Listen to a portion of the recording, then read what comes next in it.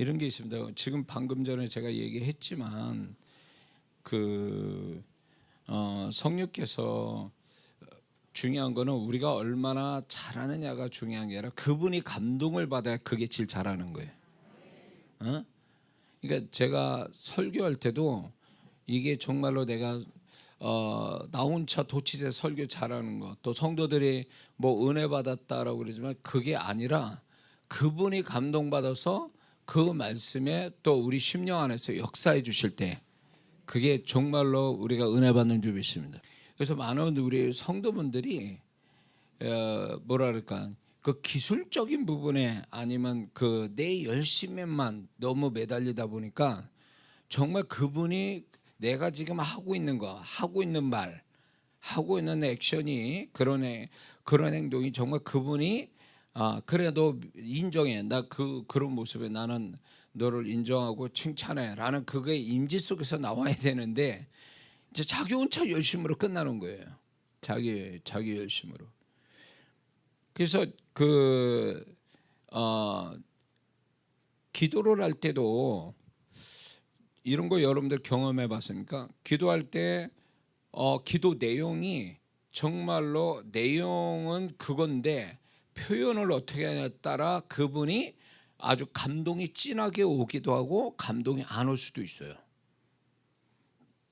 그래서 내가 어떤 문제가 있어요. 근데 이걸 하나님께 표현을 할 때, 주님께 표현할 때 어떻게 표현하느냐에 따라서 그분이 감동도 받으시지만 전혀 그렇지 않을 수도 있거든요. 그러면 기도를 하는데 혼자 독백하듯이 해요. 재미가 없어. 그러니까 기도라는 건 일방적 독백이 아니라고요. 그분과 쌍방간에 소통이 되는 데서 오는 게 기도인데, 기도를 하다 보면 저도 기도를 하다가 왜 이거를 얘기하냐면 그분으로부터 배웠기 때문에, 그분이 가르쳐서 그래요. 이 부분에 야, 너 말 다시 해라 이러는 거야. 내용이 그 문제를 놓고 얘기했는데 표현을 잘못한 거예요. 나는 그런 표현 나 원하지 않고 기뻐하지 않는다는 거예요. 그러니까 이 표현을 한다는 자체가 그 사람이 생각의 방향이 어디 있는가를 얘기해 주는 거거든요. 하나의 문제로 봐도 어떤 사람은 A라고 표현하고 어떤 사람은 B라고 표현합니다. 근데 이게 세상에서는 그렇게 표현할 수 있어. A, B, C, D로 쭉 나갈 수 있다 이렇게 생각하지만 우리가 하나님을 상대할 때는 A, B, C, D가 아니에요. 중요한 건 그분이 인정할 만하고 축복할 만한 그런 걸로 표현되느냐 이거예요. 표현이 되면 그분이 맞다라는 그 감동을 내 안에서 주시거든요. 그건 백발백중, 소위 말하면 그 관역팔에 화살을 쏴서 10점짜리에 들어가는 거예요. 그러면 그거는 또 뭘 얘기하냐? 그거는요 응답을 100% 받게 돼 있다라는 거예요. 근데 왜 우리가 기도를 하면서도 왜 나 혼자 기도하는 것 같고 허전하고 공허하고 끝나면 지치고 재미도 없고, 그리고 그런 기도를 오랫동안 했는데 응답은 없고, 그러면 눈치가 있어야 돼요. 영적인 눈치. 제가 세상 살아가는 사람 눈치만 보는 게 아니라 하나님의 어떤 그 마음을 읽어낼 수 있는 영적인 눈치가 있어야 된다고요. 이게 뭐가 잘못됐구나, 뭔가 내가 하나님의 원하는 방향의 표현이 아니구나 이렇게 생각해야 된다는 거죠. 그래서 내가 말을 잘못했구나, 다르게 생각하고 다르게 표현하는 걸 하나님이 원하시는구나. 그 세상에도요 아주 이쁘게 말하는 사람이 있는가 하면 이런 사람이죠. 말은 맞는데 기분 나빠. 그런 사람 있죠. 그러니까 이게 같은 말인데 어떻게 그렇게 표현하냐나 표현의 문제예요. 그러니까 하나님 앞에서도 보세요. 복음서에 나타난, 구약에도 그렇고 하나님이 질문을 하죠. 솔로몬 같은 경우에도 질문을 하시잖아요. 복음서에 예수님이 질문하시잖아요. 몰라서 질문하시는 겁니까? 아니에요. 아시는 거예요. 그런데 다 알고 계시면서도 얘가 어떻게 표현하는가를 기다리고 계시는 거예요. 그걸 들어보시려는 거예요. 그 솔로몬이 얘기한 그것이 주의 마음에 맞은지라. 그의 말씀이 주의 마음에 말이라고 하지 않고 말씀이라고 그래요. 왜 그럴까요? 주님이 그 말을 하려고 했던 거예요, 사실은. 근데 솔로몬이 먼저 얘기한 거예요. 그러니까 이거는 사실 분별력 주세요, 지혜 주세요라는 건 솔로몬의 생각에서 나온 게 아니라 이미 하나님이 그가 다른 방향으로 구하면 내가 원하는 거 이거야라고 얘기를 하려고 했던 얘기예요. 그게 하나님이 하려는 얘기를 이 솔로몬이 얘기를 하니까 그게 그분의 말씀이라고 그런 거예요. 그래서 주의 마음에 맞은지라 이러니까 이게 그 표현이 주님의 마음에 딱 떨어지니까 기도하지 않는 두 가지도 축복하시잖아요. 내가 너 뭐 해주기 원하니? 눈뜨기 원하나이다. 이런 이게 표현을 또 38년 된 병자가 네가 낫고자 할 때 그 표현을 어떻게 합니까? 나는 여전히 소망 같습니다. 낫기를 이렇게 표현하는 거지. 내용 자체가 보면 그러니까 그런 거의 표현에 주님이 그 사람만 거기서 고치시잖아요. 그러니까 이 말을 잘한다, 세상 사람 말 잘한다라는 이것을 하나님 앞에 말 잘하는 걸 하나님이 듣고 싶은 게 아니라 어떤 생각을 가졌느냐를 주님이 알고 싶어 하시는 거예요. 그러니까 많은 사람이 기도를 자기 입장에서 기도해요. 자기 시각에서 기도를 한다고. 자기 시각에서 표현한다고요. 근데 주님은 그게 아니거든. 응? 그 일을 허락하실 때는 그분은 분명히 어떻게 이거를 생각해서 말해야 될지를 그분은 다 갖고 계신 거예요. 그거하고 맞아 떨어지면 너 말 잘한다 너 진짜. 그래서 그 말을 보증해 주시는 거예요. 저기야 이거 좀 올려. 성우 사모가 잘 안 보이는데. 자 됐어요. 저도 이게 설교를 하잖아요. 설교를 할 때 제가 1시간짜리를 설교한다고 해서 1시간 다 그분의 성령의 감동이 있으면 얼마나 좋겠습니까? 근데 저도 설교를 이렇게 영감 받아서 설교를 이렇게 하지만 유독 또 그분이 정말로 그분이 원한 그 시간에 그분이 원하는 말을 내가 딱 캐치해서 이렇게 말할 때 다른 말보다도 그 말에 진한 감동이 와요. 그러면서 제가 울컥하면서 그게 동시에 이 현장에 그 임재가 갑자기 강해지는 걸 느껴지거든요. 그러니까 그분은요 우리가 어떻게 말을 하는가에 대해서 굉장히 관심이 많으신 분이에요. 그래서 기도할 때가 재미있는 게 뭔지 아세요? 내가 이렇게 저렇게 말할 때 그분이 반응을 보여주세요. 내 안에서 기쁨, 소망, 감동 뭐 여러 가지 형태로 내 마음에 그런 걸 표현해 주다 보니까 이게 주거니 받거니가 되는 거예요. 음성으로 들어오기도 하고 느낌으로 오기도 하고 생각으로 오기도 하고 몸의 진동으로 오기도 하고 그러니까 이게 기도가 나 혼자 한다는 생각이 안 드는 거지. 그러니까 재밌으니까 오래 하는 거예요. 근데 어떤 사람은 기도는 엄청 오래 하는데 혼자 힘쓰다가 끝나. 그러니까 기도 끝나도 뭔가 허전해, 공허하고 뭔가 잘못했다라는 생각도 들기도 하고. 왜 그럴까요? 그분과 초점이 안 맞는 거예요. 그분하고. 왜 내 입장에서만 고수하고 내 입장에서만 고집처럼 하나님께 그런 식으로 표현을 해야 되냐고. 그러니까 뭔가 그분과 소통이 돼서 오가는 재미가 있어야 되는데 일방적으로 가는 거예요. 하나님 듣기만 하세요. 내가 얘기할 때 가만히 계세요 좀. 이런 거지. 내가 뭔 얘기해도 다 알아들으세요. 뭐 이런 거예요. 어떻게 하나님을 그런 식으로 대하냐고. 우리 집에 어른이 계신데 막 막말이나 막 아무 말이나 막 할 수 있어요? 근데 막 아무 말이나 막 던지는 사람들 있죠. 그래놓고 난 뒤끝이 없다고. 참, 그럼 뭐 하는 거야 도대체? 왜 그렇게 그러냐고. 우리 한국 속담에 천냥 말 한마디가 천냥빚간다 그런 말도 있는 것처럼 성경에서도 언어에 대해서 굉장히 많이 강조를 하고 그 언어의 능력을 얘기하거든요.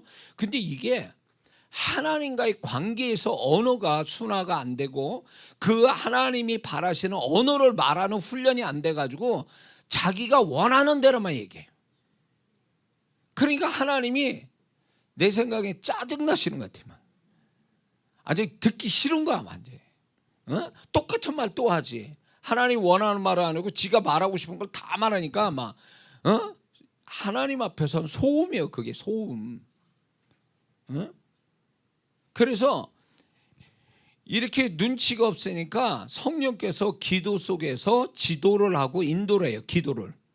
그래서 어떤 현상으로 보냐, 나는 분명히 처음부터 초안이 이런 기도 내용으로 하려고 하고 있었는데 기도를 계속 하다 보면 성령께 지도받는 인도받는 기도자는 어떤 일을 보냐면 이게 수정, 보완, 삭제가 돼요. 기도 속에서. 어떤 건 보완되고 어떤 건 삭제가 되고 어떤 거는 또 여러 가지 첨가도 되고 이러면서 기도가 하다 보면 나중엔 정말로 진짜 뼈다구만 남고 나머지 내용은 다 다른 내용들을 하고 있어요.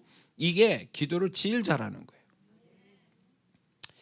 근데 1년이고 2년이고 주야장창 그냥 똑같은 기도로 그냥 의지가 강하죠. 의지의 한국인이요. 끝까지. 그 소위 말해서 하나님 앞에 고집을 피우는 거 같이 보이는 거예요. 성령께서 기도를 좀 수정, 보완, 첨가시키려고 그랬는데도 삭제시키고 그러려고 그랬는데도 안 들어먹어. 왜냐하면 자기가 딱 정해놓은 게 있어가지고 하나님 손대지 마세요. 내가 이 기도 다 할 때까지 응답 올 때까지 나는 이거를 할 거니까 아예 마음 닫아놓으세요. 내가 이거 기도할 때까지. 이런 식으로 기도하는 분이 있단 말이에요. 그러니까 이게 고집도 아니고 교만도 아니고 이게 뭐냐고. 이게 하나님 앞에서 신앙생활 잘한다는 증거가 뭔지 아세요? 주님 앞에서 주님과 이렇게 사귐이 있으면서 주님의 마음을 알아서 그분이 원하는 생각과 말을 할 줄 아는 자예요. 그분이 원하는 말과 행동을 잘 할 줄 아는 사람이에요. 그게 신앙생활 잘하는 거예요. 열심히 낸다고요? 근데 그만해라. 난 그거 원하는 게 아니야. 그 방향도 아니야. 근데 아니요. 지금 제가 착한 일을 하고 있으니까 그냥 보고만 계세요. 칭찬만 해주세요. 뭐 하는 거예요 도대체? 누가 주인인 거예요 도대체? 이런 성도 많습니다. 주님께 묻지도 않고 내가 좋은 뜻을 가지고 가니까 주님이 이거 인정해 주셔야 돼요. 이런 거예요. 그러니까 신앙이 이건 진짜 겁나는 신앙이에요. 하나님도 없어. 하나님 눈치도 안 보고 하나님이 어떻게 생각해도 상관없어. 내가 좋은 뜻이니까 한다 그 얘기예요. 이거 얼마나 위험한 얘기예요. 그러니까 본인이 그렇게 하는 거에 대해서 주님이 지지하시는가에 대한 이 눈치가 있어야 돼. 그 증거를 받아야 돼. 증거를. 그래서 제가 지금까지 많은 집회를 하면서 만약에 제가 주님께 허락받지 않고 그냥 내가 하고 싶은 대로 하면 지금까지 집회한 것을 한 3배 정도 더 할 수 있었어요. 근데 해외 집회도 마찬가지예요. 해외 집회에서도 여러 군데 오지만 그게 주님께 물어볼 때 주님이 아니다. 가지 마라. 그래가지고 캔슬 시킨 게 있거든요. 그런 거 있단 말이에요. 그런데 그게 주님의 허락을 받는 이유가 뭐예요? 주님의 일이잖아요. 내 일을 하는 게 아니잖아요. 그러니까 주님의 일이니까 주님의 허락이 떨어져야 되는 거잖아요. 그래서 초창기에 이걸 몰라가지고 이 교회 가서 집회하면 좋겠다. 저렇게 초청까지 하니까 그래가지고 제가 인간적인 마음으로 갔어요. 이게 몇 번 있었는데 쓰라린 경험인데 집회가 나 혼자 허우적거리다 끝났어. 이걸 몇 번 경험하고 나니까 주님의 일은 주님이 허락하시고 주님의 도우심이 있지 않으면 나는 혼자 난리를 쳐도 10만 빼고 올 수 있다. 성도들은 은혜도 축복도 없고. 이게 뼈저리게 초창기 때 경험돼서 항상 묻거든요. 제가. 그러면 주님이 그래 내가 허락해서 가. 이러는데 주변의 목사님들이 아니 왜 그 교회를 가려고 그래요? 거기 성도도 없는데. 그 잠깐 갈등 가졌지만 주님이 가라니까 갔더니 어머 3명이네 딱. 와, 나도 이제 이 선배 목사님 같은 부흥회를 하는가 보다. 목사님, 사모님, 그 다음에 아들. 아니 교회는 큰데 시장 옆에 있는 2층 상가 교회인데 3명밖에 없어. 근데 뒤늦게 처제가 왔어. 꼬맹이 데리고 5명이야. 이거 뭐 하자는 건지 도대체. 그래가지고 집회를 하는데 심란하더라고. 주님이 하라고 생각했는데, 근데 집회를 하면서 이게 그때 제가 뭐 유튜브, 인터넷, 전화번호 이런 거 없었어요. 근데 이제 집회를 딱 하는데 이 사람들이 어디서 왔는지 100명 정도가 앉아 있는 거예요. 하다가 보니까 와, 이 사람들 어디서 온 줄 모르겠더라고. 그래가지고 집회를 했는데 왜 집회를 하게 하셨을까 그런데 그 교회가 목사님 힘으로는 이 교회를 세우지를 못하는 거예요. 그리고 집회 마치고 나서 제가 그걸 알았기 때문에 교회 정하시지 않는 분들은 이 교회를 나와주시면 좋겠다. 그래서 거기서 하나님이 기적이 일어나고 그러면서 이제 목사님이 저를 도와서 사역도 해주시고 그러니까 집회를 마치고 나서 제일 축복된 건 목사님 사모님 아들이 기죽은 아들이 힘이 생긴 거야. 웃음이 생기고 그러고 나서 그게 등록한 성도들이 생겼어요 막. 그래서 한 교회를 그렇게 해서 하나님이 살리신 거예요. 그러니까 하나님이 허락하신 일, 보증하신 일은 틀림없어요. 그 결과가 좋단 말이죠. 그러니까 우리가 모든 것들이 내가 얼마나 잘하냐 못하냐 열심히냐 선한 뜻이냐 그게 중요한 거예요. 주님이 내가 그거 하는 거 정말 인정해 주시냐 그거예요. 찬양을 잘하면 뭐하냐고. 기술적으로 잘하면 뭐하냐고. 그분이 감동을 안 받으시는데 그거는 찬양 실패했다고 봐야 돼요. 그러니까 찬양을 이렇게 제가 이렇게 뒷자리 여기서 앉아 있잖아요. 집회가 막 항상 이렇게 뒷자리에서 기도하고 막 이러는데 찬양을 하는데 내가 성령께서 이 찬양을 감동을 정말 주님이 그래 내가 이 찬양 너무 좋아라고 딱 감동을 주시잖아요. 그러면 내 영이 기도가 안 돼요. 기도를 해야 되는데 기도가 안 되고 찬양 따라서 영이 움직이고 있어. 찬양하고 있어. 내 영이 나는 기도해야 되는데. 그래서 그걸 보면서 이 찬양 하나님이 정말로 그렇게 보증해 주신 찬양을 하는구나. 이게 신령한 찬양이고 이게 정말 능력의 찬양이 되는 거예요. 기술이 좋다고 되는 게 아니에요. 어떤 교회 가서 찬양하는 분들이 있어요. 제가 이제 강단 집회 전에 이제 기도를 하고 이렇게 하는데 그분 지금 뭐 어디라고 얘기는 안 하니까 뭐 그런데 시끄러워. 기도가 방해돼.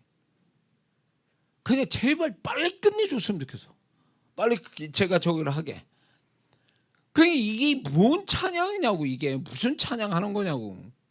어디로 딱 갔더니 그 악기 다루는 사람이 있어요. 딱 있는데 드럼이 귀에 거시르는 거예요. 이게 분명 찬양을 부르는데 드럼 소리가 너무 귀에 거시른 거예요. 나중에 알고 봤더니 그 친구가 세상 사람이었던 거예요. 드럼 기술 가지고 있으니까 교회에서 드럼을 치는데 걔는 교회만 나가면 세상 사람을 갈 때 안 갈 때 다 가는 애예요. 걔가 쥐짓고 사는 애라고. 모르는 줄 알았지 그놈은. 근데 주님이 그거를 알게 하셨으니까. 그래서 제가 그 교회와 목사님한테 그랬어요. 이거는 제가 말하기 참 힘든 얘기지만 드럼 다른 사람을 교체하세요. 걔 안 됩니다. 세상에서 드럼 치는 건 그렇게 돼도 하나님께 드려지는 찬양을 드린 애가 그런 심령 가지고 하면 그건 하나님 못 받으신다고. 그러니까 이게 우리가 얼마나 기술 테크닉이 좋으냐가 아니에요. 중요한 건 그분이 인정하고 그분이 반응을 해 주시냐네요. 이게 결정적이에요. 이걸 느껴야 된다고. 그래서 저는 찬양을 어설프게 불러도 상관없어요. 중요한 거는 그 마음의 중심이 찬양을 부르는데 참 어설퍼 틀리기도 하는데 이 감동이 쭉 온다고. 감동이 오는데 그 감동이 뭐냐면 심령이 그 찬양은 어설픈데 심령은 하나님이 받으시는 심령을 갖고 있다고. 그러면 그 찬양은 성공한 거예요. 그렇게 주님이 인정하고 보증하는 그런 모든 것이 돼야 되는데 그게 신앙생활 잘하는 거, 그게 축복을 받는 사람이고 그가 뭘 해도 좋은 결과를 하나님이 주시는 건데 왜 우리는 이걸 무시하고 사는지 모르겠어요. 왜 이거는 이런 식의 이게 얼마나 중요한지를 왜 우리는 모르냐 그거예요. 그리고 초점을 어디다 두냐면 자기한테도요. 내가 얼마나 선한 뜻을 하고 있는데, 얼마나 내가 그걸 위해서 애썼는데, 지금 우리 찬양대로 찬양을 하잖아요. 예, 기도 많이 하고 찬양 선곡을 해서 찬양을 하는 게 보여지죠. 그러니까 감동이 온단 말이에요. 이게 만약에 테크닉적으로 이거 뭐 부르면 얼마나 사람들한테 기분 좋게 하고 뭐 이런 식으로 만약에 찬양을 골랐으면 벌써 시끄러울 거예요. 더 빨리 끝냈으면 좋겠다 이런 거거든요.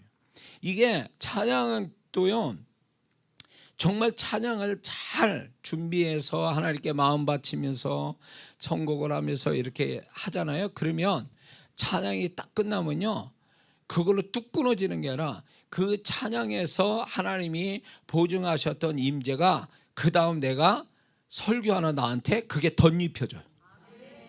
그래서 그게 너무너무 제가 축복이에요. 그게.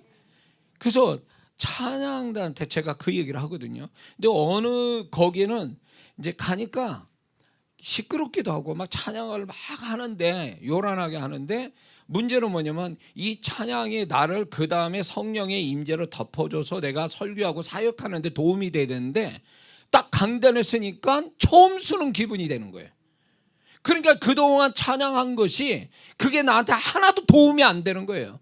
그거는 결국 뭔지 아세요? 주님이 인정 안 하시는 거예요. 그러니까 생으로 다시 쓰는 거예요. 내가 생으로 다시 임재로 만들어서 제가 임재 속으로 다시 시작해야 돼. 찬양이 무슨 애들 노래 부르는 거냐고. 하나님을 높여서 하나님이 반응하셔서 임재를 주는 건데 그것이 이 찬양단의 정말 최종적인 목표고 그렇게 돼야 그 다음에 찬양만 하다 끝나면 상관없어. 그러나 내가 설교하고 사역을 하잖아요. 성령의 임재 속에서 사역에 대한 역사가 오는 건데 임재가 없이 한다면 이것만큼 위험한 게 없거든. 위험한 거죠. 하여튼 그래서 저와 여러분들은 기도를 하든 하나님 앞에 무슨 말을 하든 뭐 어떤 영적 행위를 가지든 간에 자아도취돼 가지고 그렇게 난리를 치지 말고 그분이 정말 내가 이러는 게 보증하시느냐, 이걸 생각해야 돼요. 보증하시느냐, 그분이 정말 기쁘게 반응해 주시냐, 방송의 방청객처럼 그분이 리액션을 해 주시냐, 이게 중요한 거니까. 이게 저는 이 설교하다가 이 설교 안 어떤 그 말 한마디에 그분이 훅 하고 그게 진하게 감동이 올 때가 있어요. 그거는 어떤 것보다도 주님이 그게 너무너무 좋아하신 거예요. 그 말 표현을. 그거를 제가 많이 경험하거든요. 그게 그런 감동도 주시지만 어느 때는 제가 설교를 이렇게 한단 말이에요. 주님에 관한 설교를 딱 하면 동시에 귀에 그분의 음성이 들려요. 야, 너 말 참 잘한다. 이게 우리 한국말은 표현이 이게 잘 저기 해야 돼요. 주님은 한국 분이시라 표현을 하실 때 너 참 말 잘한다 이거 하고 너 정말 말 잘하는데 이거하고는 다르잖아요 뜻이. 그러니까 주님 또 한국 분이시라 한국의 큰 정서를 하셔서 너 정말 말 잘하는데 이러는 거예요. 그 제가 설교하다 말고 그 주님이 지금 그 얘기 하신다고 제가 그런 얘기한 적도 있어요. 예. 그러니까 그 맛에 제가 설교를 하는 거야. 뭐 졸거나 말거나 상관없어. 난 주님이 인정해 주시니까 말을 그냥 막 하는 거야 그냥.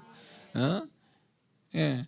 결국은 그렇게 설교하는 걸 통해서 여러분들 은혜 받지만 은혜 받기 전에 이 말에 주님이 먼저 영광을 받으시는 거예요. 이게 중요한 거예요. 누군가한테 도움 주고 그한테 칭찬받고 뭐 내가 하는 거에 그거보다 기뻐해야 될 게 뭔지 아세요? 내가 하는 거에 대해서 그분이 먼저 영광을 받으시고 기뻐하신다는 거. 여기에 초점을 두고 신앙 살아야 된다고. 그게 주님과 함께 사는 사람의 모습인 거예요. 할렐루야. 은혜가 되십니까? 자, 이쯤 하죠. 자, 오늘 같이 나눌 본문 말씀 봅니다. 출애굽기 15장 22절에서 27절 말씀, 다 아는 말씀 같이 있습니다. 시작. 모세가 홍해에서 이스라엘을 인도하며 그들이 나와서 수르 광야로 들어가서 거기서 사흘길을 걸었으나 물을 얻지 못하고 마라에 이르렀더니 그곳 물이 쏘서 마시지 못하였으므로 그 이름을 마라라 하였더라. 백성이 모세에게 원망하여 이르되 우리가 무엇을 마실까 하매 모세가 여호와께 부르짖었더니 여호와께서 그에게 한 나무를 가르치시니 그가 물에 던지니 물이 달게 되었더라. 거기서 여호와께서 그들을 위하여 법도와 율례를 정하시고 그들을 시험하실세. 이르되 너희가 너희 하나님 나 여호와의 말을 들어 순종하고 내가 보기에 의를 행하며 내 계명에 귀를 기울이면 내 모든 규례를 지키면 내가 애굽 사람에게 내린 모든 질병 중 하나도 에게 내리지 아니하리니 나는 너희를 치료하는 여호와임이라. 그들이 엘림에 이르니 거기에 물샘 12과 종려나무 70그루가 있는지라. 거기서 그들이 그물 곁에 장막을 치니라. 아멘. 말씀 제목 같이 있습니다. 시작. 잘못된 생각을 버려야 축복을 본다. 이 제목으로 같이 나눌 때 주님의 음성이 있기를 주의 이름으로 축원합니다. 신앙생활 잘하는 믿는 사람이라도 살아가면서 자기도 모르게 잘못된 믿음, 잘못된 생각, 어떤 자신만이 가지고 있는 고정관념, 이걸로 인해서 손해도 보고 하나님이 원하지도 않는 손해를 보고 하나님이 축복해서 멀어지는 경우가 있습니다. 저는 목사로서 그런 성도를 봐요. 괜찮은데 결정적인 어떤 생각 하나로 이분은 축복에서 멀어지고 손해를 보는 경우가 있더라, 그 얘기예요. 그래서 이 잘못된 생각, 잘못된 믿음, 고정관념은 불행을 가져오는 착각을 일으킨다는 거죠. 불행을 가져온다는 거예요. 그게 착각을 일으킨다는 거죠. 그래서 모든 것이 잘못된 후에 자신이 착각했다고 할 때는 이미 때가 늦은 거라는 거죠. 베드로가 성령 충만한 자였습니다. 성령의 능력이 나온 자예요. 그러나 이방인에 대한 그때 당시에 그 문화가 그 뭐입니까? 이방인은 지옥의 땔감이다. 상종하면 안 된다. 이게 유대인들의 사고방식이거든요. 근데 이 베드로가 성령이 충만하고 성령의 능력이 나왔지만 그는 갈라디아서 2장에 보면 바울이 베드로를 책망하는 장면이 나오는데 그게 뭐냐면 이방인들과 같이 이렇게 식사하는 거에 대해서 그녀는 다 사도가 오니까 피했단 말이에요. 그러니까 뭔가 껄끄러움이 있었던 거예요. 그러니까 베드로 안에는 유대인의 문화가 있었던 거예요. 문화의 어떤 생각이 있으니까 그렇게 된 거거든요. 그리고 이제 베드로가 고정관념을 이방인의 고정관념 가지니까 하나님이 요바의 사람을 오게 해서 고넬료 집에 가야 되는데, 백부장 그 집을 가야 되는데 이게 소위 뭡니까? 그 이방인의 잘못된 베드로가 가지고 있는 생각을 고치기 위해서 3번 환상을 보여주시잖아요. 그리고 마치고 이방인 고넬료 집에 갈 수 있는 생각의 전환을 갖게 하시잖아요. 이게 결국 이 베드로의 한 사건을 통해서 볼 때도 아무리 말씀 잘하고 성령 충만하고 능력이 나오는 사람이라도 하나님과 생각이 틀거나 하나님이 뭔가 하시기에 방해가 되고 오히려 그 사람에게 피해가 되고 손해가 될 어떤 생각을 갖고 있다는 거죠. 하나님은 그걸 아세요. 그래서 베드로를 그래서 깬 거죠. 생각을 깨트려 주신 거죠.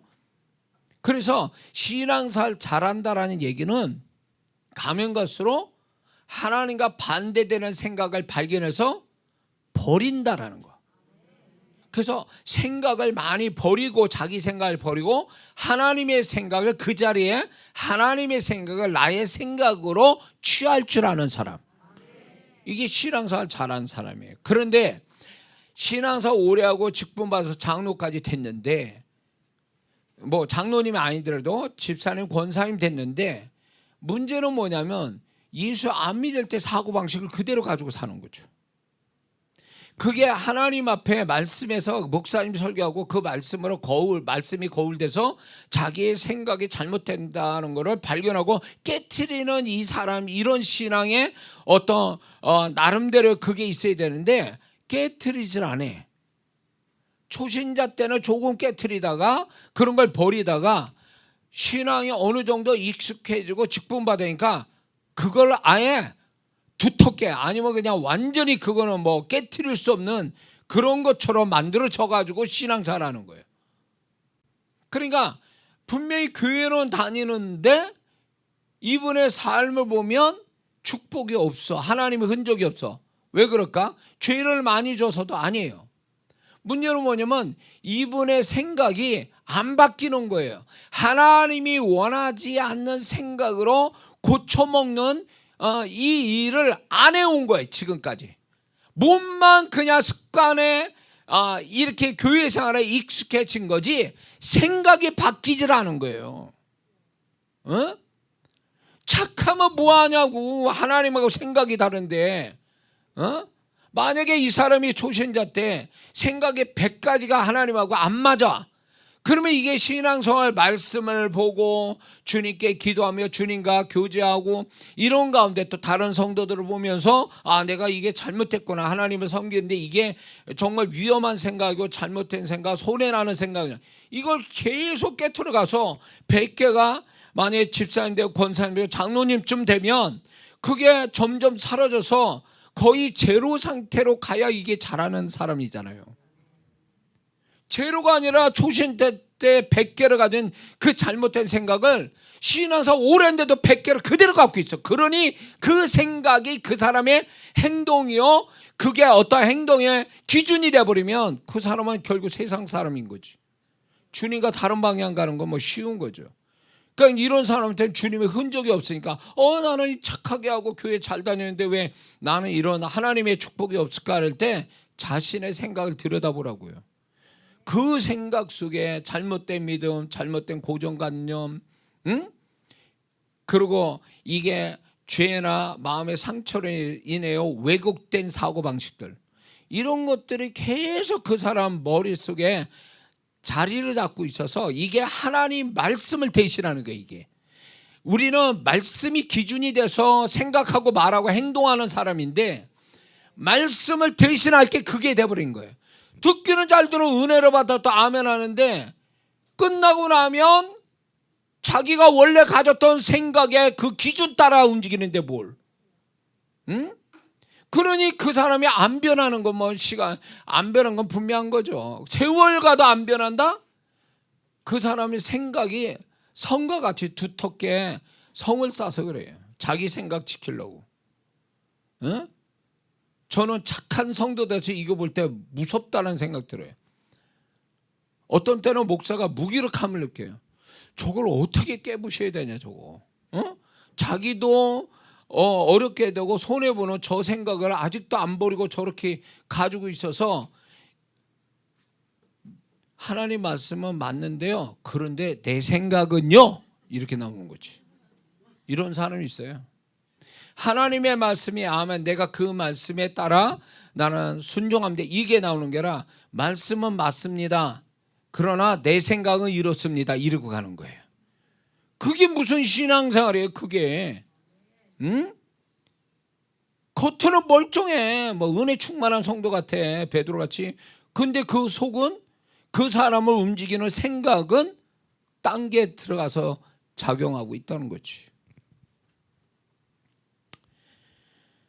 오늘 이 광야로 들어온 이스라엘 백성들이 그들이 얼마나 잘못된 생각으로 이 하나의 이 시작점이 되면서 이들의 40년을 지배했던 생각이 여기에 나와요.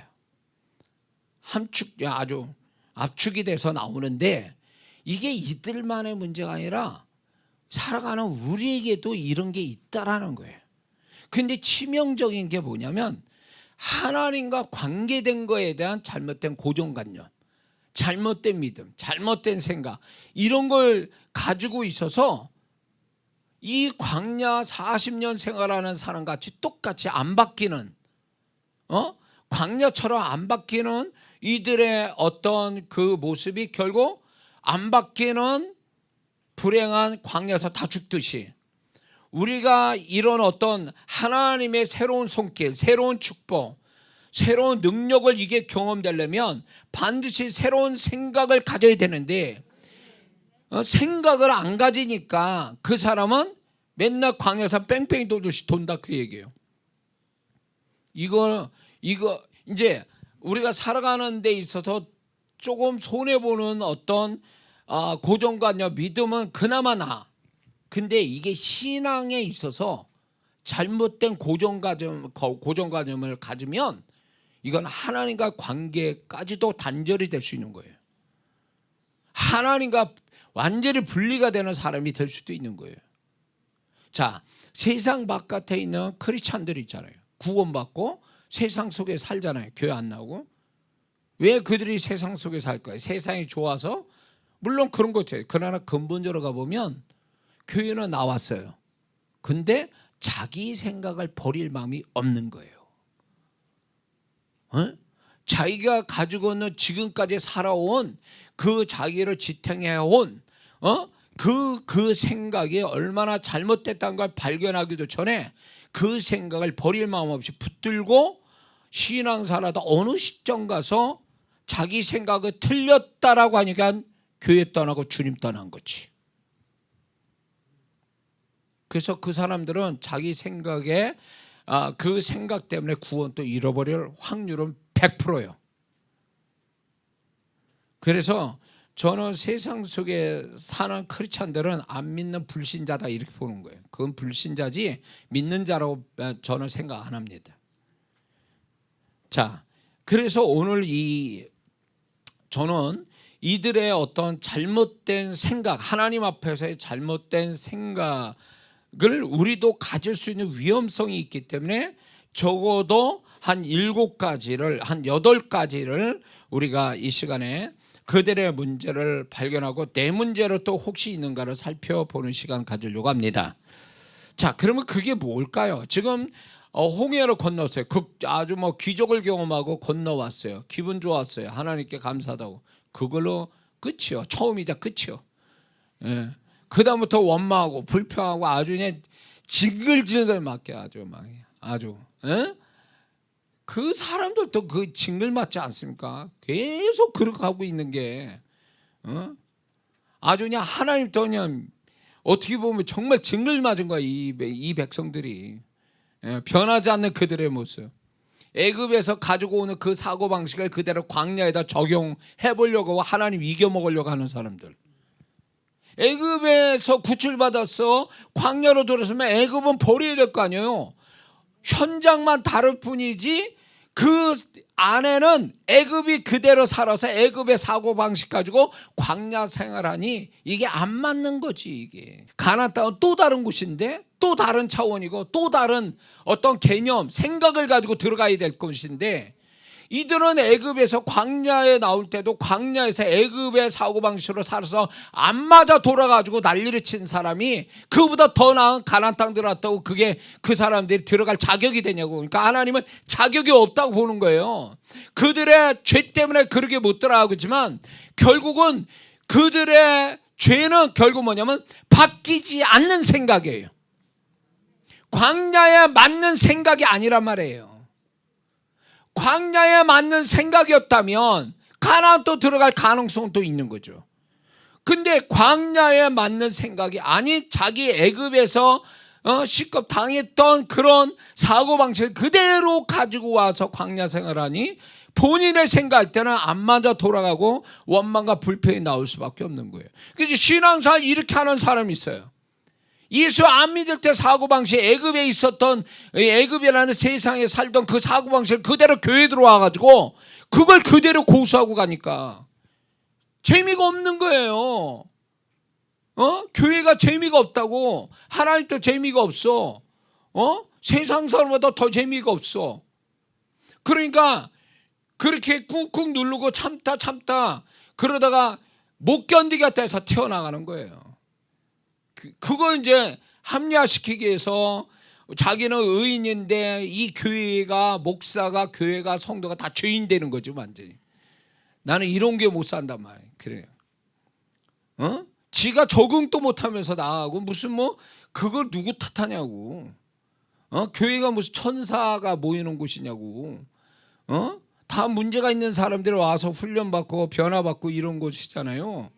그 우스갯소리로 이런 교회 못 살겠다. 나는 이런 게 원하지도 않고 나는 이런 교회 신앙생활 하고 싶다. 뛰쳐나가서 더 좋은 교회를 찾는 성도들이 있거든요. 그러다 이 교회 저거에 교회 순례자가 되는 거죠. 교회를 찾아러 순례를 하는 거예요. 그러다 이제 자기가 정말 마음에 드는 교회가 딱 있어서 거기에서 신앙생활 하니까 거기 다니는 성도들이 이 사람을 나가라고 그러는 거예요. 당신은 자격이 없어. 우리가 이렇게 있는데 당신이 들어오는 게 교회에 어렵게 만들고 힘들게 하니까 그냥 나가라고. 우스갯소리지만 이런 사람이 있다고. 아니 왜 자기가 바뀔 생각을 안 하고 자기한테 맞는 교회를 찾고 자기한테 맞춰주는 교회와 성도를 찾아러 다니냐고. 도대체 백날 길어보라고. 진짜 교회 방랑자가 되는 거지.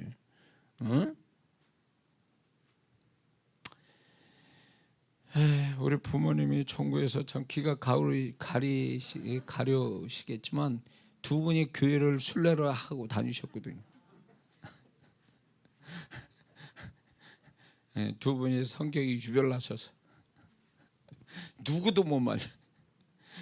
장남이 목사인데도 도대체 말을 안 들으세요. 이분들이 고집대로 가시는 거예요. 그리고 항상 문제는 거기에 있다 이렇게 생각하시는 분이. 나는 정의로운데 그쪽에서 자꾸 나를 문제로 만든다 이런 식이에요. 그게 좀 되겠느냐고. 그게 참. 그래서 신앙생활 제대로 잘하려면요, 교회 탓하고 목사님 탓하고 성도 탓하지 말고 아직도 깨지지 않는 나의 사고방식, 세속적 사고방식, 죄된 사고방식, 아직도 예수님의 마음, 하나님의 말씀을 받아들이는데 거부 반응을 일으키는 생각들, 이걸 버릴 생각을 해라 그 얘기예요. 그게 버려지면 버려질수록 모든 걸 다 끌어안을 수 있는 온유한 마음이 생기는 거죠. 안 버리니까 비집고 들어갈 게 없으니까 용납이 안 되고 용서가 안 되고 이게 이해가 안 되고 기분만 나쁘고 그렇게 되니까 그래 여기만 교회냐? 이러고 뛰쳐나가는 거지. 광야 1세대는 어디 뛰쳐나갈 데가 없어. 나가면 죽는 거니까 그 자리에 앉아서 원망하고 불평하는 거지 뭐. 그 사람도 또 만약에 더 좋은 장소에 있다면 글로 이동합시다 이러지. 자, 그렇다면 과연 이들의 문제가 뭐고 그 속에 나 또 내가 있는 건 아닌지 한번 좀 보려고 합니다. 첫 번째는 이들에게 있어서 하나님의 인도하심은 달콤한 것, 또 인도하심 속에는 아무런 문제가 없는 거다, 이 생각을 갖고 있었던 거죠. 자, 홍해를 기분 좋게 지났어요. 그러니까 이제 하나님이 그들을 인도할 때 처음 가보는 길들이죠. 그러니까 하나님이 인도하는데 이렇게 홍해를 걷는 것처럼 룰루랄라 기분 좋게 트레킹 하듯이 기분 좋게 가는 거라 이렇게 생각한 거죠. 그리고 하나님이 인도하심 속에는 아무 문제 없어. 왜냐면 그분은 완벽하게 나를 도와주시니까 나는 신경 쓸 게 없어. 완전히 내 매니저 같은 하나님이 계시니까. 연예인 매니저는 뭐예요? 그 연예인을 위해서 온갖 일을 다 하는 거잖아요. 그러니까 하나님은 그런 분으로 생각한 거지. 근데 그들이 3일쯤 되니까 이게 아니구나를 생각한 거예요. 목마르고 햇볕 뜨겁고 목마르고 이렇게 되니까 이 사람들이 드디어 이제 하나님이 인도하신다는데 왜 이런 식으로 인도하지? 이런 식으로 이제 그들은 생각한 거예요.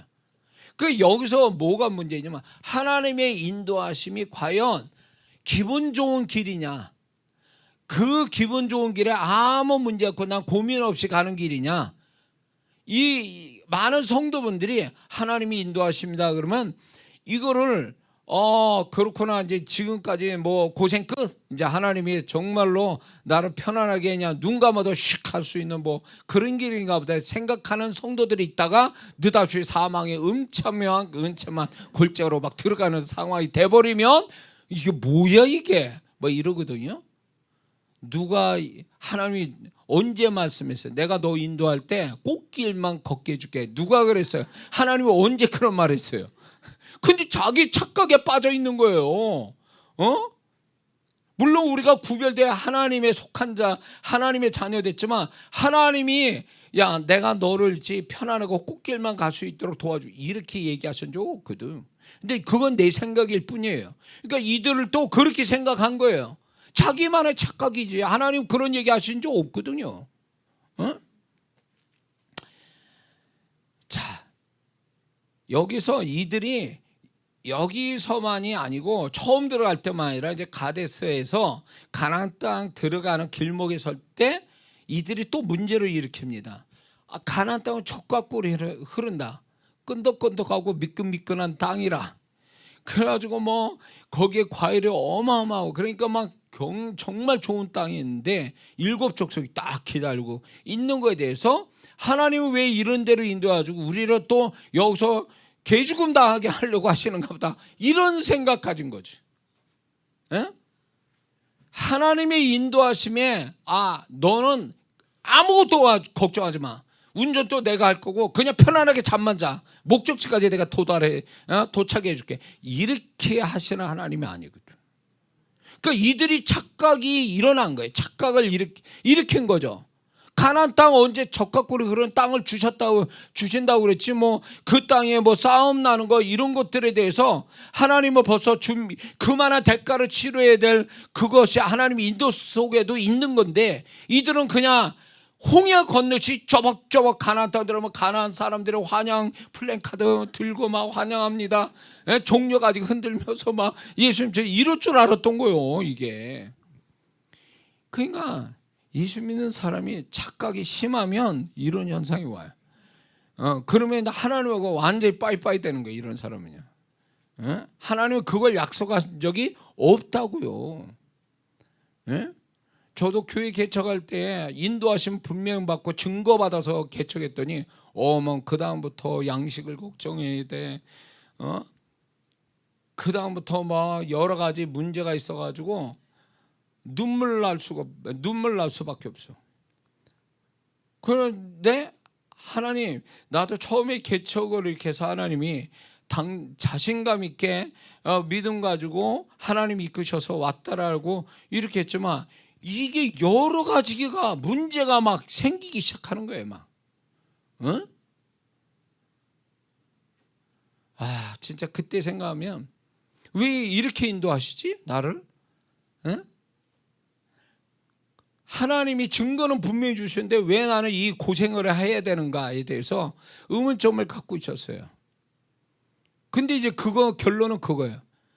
언제 내가 진짜 아까 저 꽃길을 걷게 해준다고 약속했냐? 인도하는데 그것까지 약속하신 적은 없어요. 근데 이게 뭐냐? 다 감당할 만큼만 허락돼지고 모든 게 또 합력할 선을 이루시고 그거는 확실하니까 우리가 그런 하나님의 인도하심에 조금 불편하고 고생스러운 걸 가지고 하나님을 의심해서는 안 된다는 거죠. 어? 그리고 하나님의 인도하심이라면 우리가 어떤 마음을 가져야 되냐면, 인도하심이 분명하면 거기는 함께 해주시고 내가 거기서 만나는 모든 것들도 그분이 다 감당하게 하시고 이런 모든 것들을 또 이기게 하시고 또 이 속에도 축복이 있다, 이런 마음을 가지고 가야 되는 거예요. 어려움이 얼마나 많으냐 거기다 초점 둘 게 아니라는 거예요. 근데 이들은 하나님이 인도하심에 대해서 너무 환상적으로 생각한 거예요. 응? 남녀가 사랑해서 결혼을 했더니 결혼에 대한 환상을 갖고 있는데 그 환상이 깨지는 거 며칠 지나면 다 깨져. 이게 또 다른 현실이라는 게 와닿으면서 이게 부딪히고 달콤한 연애 시절이 지나고 이건 또 치고받고 싸우고 생각이 다르고 막 자라온 관계에 다르니까 또 뭐 같이 말다툼하고 막 이러는 과정이 있단 말이에요. 근데 그게 어떻게 보면 사랑하면서 더욱더 더 높은 차원의 더 하나가 되기 위한 과정일 뿐인데, 이거 잘못 만났다 이거. 어? 이거 맞는 거야 이게, 이 사람이? 그러면서 그냥 의심하는 거지. 어? 그러니까 여기 미혼된 남녀분들 잘 들으세요. 하나님이 주신 사람이라는, 짝지어 주신 사람이라는 증거가 없으면 결혼하고 나면 불행한 거 뭐냐, 우리나라에 그 이혼을 언제 결심하냐, 신혼여행 때 결심한대. 이거 나온 얘기 뉴스에서 들었어요. 깜짝 놀랐어요. 그리고 보통 이혼에 반쯤 되는 사람이 신혼 3년 가서 3년 안에 다 이혼한대요. 그러니까 이게 뭐예요? 무슨 얘기냐면 결혼에 대한 환상, 그 다음에 믿는 자라면 하나님이 주신 사람, 딱 한 사람이라는 확신을 못 받아서, 증거를 못 받았기 때문에 그런 현상이 벌어지는 거예요. 하나님이 나에게 짝 주신 그 한 사람이라고 생각하면 그 한 사람이, 잘 들으세요, 자기는 불안하고 모자람이 많은 사람이 왜 상대방은 그렇게 완벽한 사람을 요구하냐고. 그래서 제가 미혼자들이 자기 배우자 놓고 기도할 때에 진짜 배우자의 욕심이 있는 사람은 기도 제목이 한 몇십 개 돼. 디테일하게. 제가 거기서 두 가지로 충고합니다. 하나는, 네가 이만한 이런 남자를 만나려면 너도 그만한 사람이 먼저 되라. 그래야 그 사람이 너를 알아보고 하나님이 만나게 해주실 거 아니냐. 그리고 이게 그 다음에 뭐냐면, 너 몇십까지 있는 중에서 그거 다 맞는 사람 없다? 1, 2, 3 세 개가 중요한 것만 맞으면 나머지는 살아가면서 고쳐질 수 있어, 이런 거예요. 그러니까 예수 믿어야 되고, 그리고 또 중요한 몇 가지 1, 2, 3 세 가지 정도만 맞아떨어지면 나머지 안 맞는다 해도 그건 살아가면서 다 하나님이 확실하게 증거를 주신 거니까 살아가면서 맞춰가면 되는 거거든요. 근데 미혼자들이 가끔가다 착각하는 게, 하나님 한 10가지 이렇게 했는데 한 5가지만 맞고 5가지면 안 맞아요. 그래서 이거 고민입니다 이래요. 5가지가 제일 중요한 것부터 해서 순위가 5번까지 맞으면 그건 결혼해야 돼. 나머지 5가지는 별거 아닌 거야.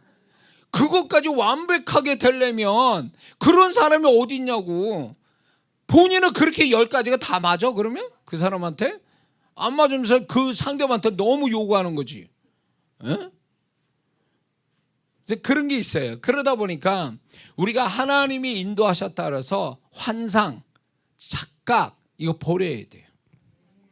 다윗의 인생에 하나님이 이끌어가는데 좋은 길만 갔습니까? 얼마나 험한 세월을 살았던 거예요. 그런데도 불구하고 이 시편 23편은 다윗이 인생 끄트머리에서 고백한 거예요. 그게 여호와는 나의 목자시니 나는 부족함이 없다. 그분의 이끄심 속에는 부족함이 없다라고 고백하는 거잖아요. 그 중간에 우장창창 깨지는 뭐 모든 게 있어도 하나님이 나를 지키시고 도우시고, 사망의 음침이 있어도 그분이 나와 함께 하셔서 나를 도와주고 지켜주시고 원수 앞에 상을 베푸시고, 이런 우장창창 깨지는 삶이 있는데도 결국은 내 마지막 삶은 부족함이 없는, 하나님께 감사할 수밖에 없는, 이게 인도하심을 제대로 받는 자의 태도인 줄 믿습니다. 두 번째는 이들은요, 그냥 고통은 고통일 뿐이다, 고통에는 다른 의미가 없다, 이런 식으로 생각하는 거죠. 3일절을 걸으면서 고통을, 목마름에 대한 고통을 갖고 있었잖아요. 그런데 이들이 그냥 고통 그 자체로만 해석을 하다 보니까 괴로운 거예요. 불평이 나오고. 그런데 하나님이 우리를 인도하시는데 우리가 만나지는 고통이 고통으로만 인식돼서 나중에 기억도 하고 싶지 않은 걸로 끝내십니까? 절대 그렇지 않아요. 믿는 자의 고통은요, 그 고통에 반대되는 기쁨이 올 것에 미리 먼저 와버린 과정이 지나잖아요. 모든 게 지나가는 과정일 뿐이에요. 근데 얘들은, 이 광야의 세대는 고통을 고통으로만 인식해서 이 고통이 자기를 괴롭게 하고 힘들게 하고 손해나고 죽일 것 같다, 죽을 것 같다라면 그런 쪽으로 해석을 한 거죠. 근데 이들이 고통이 고통으로 끝나지 않은 건, 이 고통이 다시금 목마름의 고통이 해갈의 축복을 가져오는, 해갈의 기쁨을 가져오는 곧 그 시간이 다가오는데 먼저 거쳐가는 과정이 아니냐, 그거예요. 근데 이들은 그걸 본 게 아니에요. 우리가 이만큼 고생했으면 하나님이, 공평하신 하나님이 이거와 반대되는 걸 나에게 주시려고 이걸 먼저 경험시키는 거구나, 이렇게 봐야 되는 거를, 고통은 고통으로 끝나서 난 이 고통에서 죽을 수도 있다, 이런 식으로 단정적으로 생각하는 그것이 그들을 불행하게 만든 거죠. 그래서 여러분들이, 저와 여러분들이 저의 인생을 두고 제가 얘기하고 싶은 거는, 나는 잘못이 없는데도 왜 나는 선택되지 않는 불행과 손해와 문제를 끌어안고 살아야 되는가? 이게 1년도 아니고 2년도 아니고 40 넘을 때까지 나는 왜 이렇게 살아야 되지? 라는 거에 대해서 굉장히 고민스럽고 고통스러웠어요. 나는 이렇게 기울어진 인생으로서 끝나는 거 아닌가? 라는 불안감과 두려움이 있었어요. 근데 제가 제 삶에서 정말로 간증 같은 하나님의 한 단어가 뭐냐면 공평하신 하나님. 내가 기울어진 한쪽으로 기울어졌으면 다시 이걸 바로잡아 주시는, 그분의 이렇게 한쪽으로 더 좋은 쪽으로 해서 이게 딱 균형 잡아 주시는 공평하신 하나님이 계신다, 그거예요. 그래서 제가 그때도 이런 생각을 가졌어요. 제가 어려움 이런 가운데 그걸 메모해 두고 막 이래서 내 고통이 어떤지 막 이렇게 메모해서, 그러면서 지금은 나 혼자 경험하고 나만 아는 거지만 언젠가는 이거를 누구에게도 얘기해서 누군가의 도움이 되는 메시지가 될 거다라는 그걸 글로 쓴 게 있어요, 제가 힘들 때. 근데 그게 마저 떨어졌어요. 그래서 지금 또 어떤 분이도 고통받는 분들한테 절대로 그 고통은 고통으로 끝나지 않습니다. 하나님이 허락된 그 고통은 반드시 그 고통 뒤에 따라오는 그 기쁨과 축복으로 그분이 보상하셔서 균형 잡아주시는 공평하신 하나님을 만나게 된다는 거예요. 그리고 그걸 또 간증하게 해서, 너 혼자 당했냐? 그러면 너와 같이 당한 자를 위해서 내가 너를 세워서 그들을 또 격려하고 위로하고 힘을 주고 축복 주는 통로자로 삼겠다는 거예요. 나 혼자 겪은 거를 수많은 사람을 공유해서 축복을 주는, 먼저 샘플로 나를 선택했다는 거죠. 그러니까 제가 목사님이나 뭐 이렇게 성도들한테 설교할 때 보면은, 여러분들이 좀 다른 목사님과 어떻게 들릴지 몰라도 저는 설교의 기반이 제 삶이에요. 제가 삶에서 경험된 것들, 깨달아진 것들, 그리고 이제 목사님들한테 얘기할 때는 내 부끄러운 과거들, 이런 거 다 하나님이 도구로 쓰시거든요. 그러니까 그때는 나는 고통스럽고 눈물을 흘렸지만 결국은 그걸로 끝내시는 분이 아니고 결국은 반대의 것을 주시는 하나님. 광야 1세대가 광야에서 어려움을 겪었다면 가나안이 준비되어 있는 거거든요. 근데 이들은 고통은 고통에서 나는 더 이상 바뀌지 못할 것이다라는 비극적인 마음, 비관적인 마음이 그들은 하나님의 축복을 놓치게 되는 원인이 됩니다. 생각을 잘못하고 있는 거예요. 그래서 우리가 고통 속에서도 하나님이 이걸 뒤집어 주시는, 전화위복해 하시는, 역전되게 하시는 그분을 그 속에서 바라보는 게 믿음의 사람인 거죠. 그러면 그 믿음이 부끄럽지 않고 틀리지 않았다는 것을 후에 하나님이 그걸 경험시켜 주신다 그거죠. 그게 믿음 있는 사람이고 정말 하나님을 신뢰하는 자의 모습이죠. 할렐루야. 세 번째는 그들은요 모든 걸 한 번에 잘 된다. 또 우리도 그런 생각이에요. 한 번에 잘 된다, 바로 해결된다, 이런 개념을 갖고 있어요. 소위 말하면 한 방에 다 끝난다 이런 얘기죠. 정말 그렇습니까? 이들이 마라라는 데 왔어요. 마라에 와서 물이 있구나 해서 먹으려고 그랬지만 거기에 이제 그 물 자체가 화학작용으로 인해서 쓴맛이 나서 물이라고 말할 수가 없는 거예요. 먹을 물이 아니다. 그러니까 이들의 문제가 지금 마라에 물이 있다는 데로 왔지만 목마름에 플러스에 쓴물, 그래서 문제 위에 문제가 생긴 거예요. 갑절의 문제가 생긴 거죠. 허무하고 그런 이런 문제 속에서 이들이 이런 문제에 대한 실망감을 가져서 하나님께 원망을 또 하는 거죠. 자, 여기서 우리가 생각해 볼 게 이게 있어요. 언제 하나님이 한 방에 끝내신다고 말을 해줬냐고 나한테. 근데 왜 자꾸 나는 한 방을 기대하냐고. 한 방에 해결 안 하면 하나님, 그 하나님은 내 하나님 아니에요. 주소지 잘못 찾았어요. 그러니까 한 방에 하나님, 내가 골치 아프게 여러 단계 거치지 마시고 한 번에 해결해 주는 게 나는 그게 맞습니다. 내 기질도 그렇고. 누가 하나님이야 도대체? 하나님을 코치하고 있어. 이 건방진 거 아니요? 진흙이 토기장이한테 이렇게 저렇게 해달라고 주문하는 거 똑같잖아요. 그런 거 똑같은 거예요. 그러니까 우리는 여기서 착각에 벗어나야 되는 게, 고정관념에 벗어나야 되는 게 뭐냐면 하나님이 나를 인도하고 축복하신다고 그래서 한 방에 끝내시는 게 아니라 몇 단계 거쳐갈 수도 있다는 걸 알아야 돼요.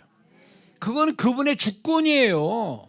근데 이래라 저래라 뭐 하나님 나는 스타일이 한 번에 딱 하는 거니까 그 한 번에 해결해 주세요 이런 식으로. 아니요.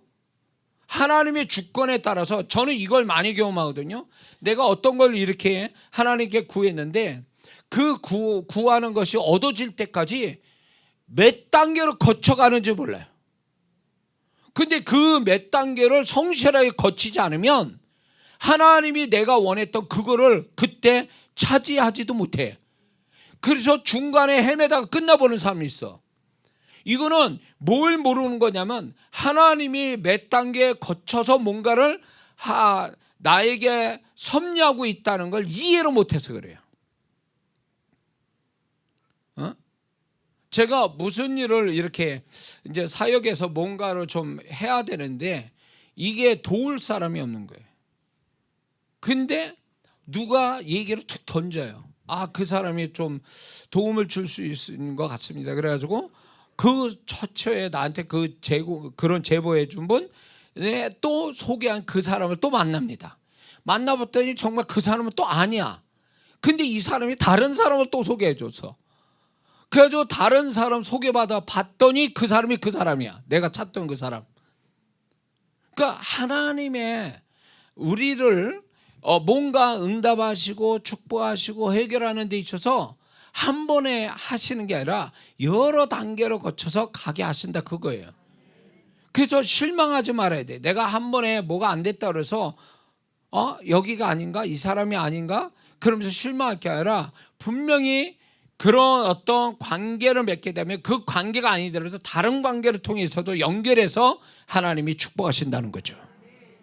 이게 우리가 자칫 잘못하면 이런 어떤 하나님이 여러 단계를 거치는 거에 실망하고 이걸 못 찾아가지고 인도함을 못 받아가지고 결국 하나님이 예비된 여호와 이레를 경험 못하는 성도도 있다는 거죠. 그 다음에 네 번째는요, 우리의 문제가 내 시간, 짧은 시간에, 내가 정한 시간, 짧은 시간에 해결할 수 있다, 이렇게 생각하는 게 있어요. 그래서 많은 성도분들이 하나님, 내가 요 시간 지정했으니까 여기다 딱 역사해서요. 여기다 알람 맞췄습니다, 이 시간에. 알람 들어오시면 주님, 알람 들어오면 주님 알아서 해주세요, 이런 식의. 근데 그 시간이 지나가 버려. 그리고 많은 성도분들이 자기가 정한 시간이 하나님의 시간보다 좀 빠르다는 거 이해가 되십니까? 인정해야 돼. 한국 사람은 워낙 조급해가지고 빨리빨리 이게 있단 말이에요. 그래서 제가 항상 농담 반 진담 반이 뭐냐면 하나님의 자신의 시간에서 조금 늦는 게 하나님의 시간이니까 자신의 시간을 정했다면 좀 빠르구나 이렇게 생각하는 게 맞습니다 이러거든요. 근데 그건 맞아요. 우리가 항상 저도 그렇지만 내가 정한 시간에 하나님 역사한 적이 없어요.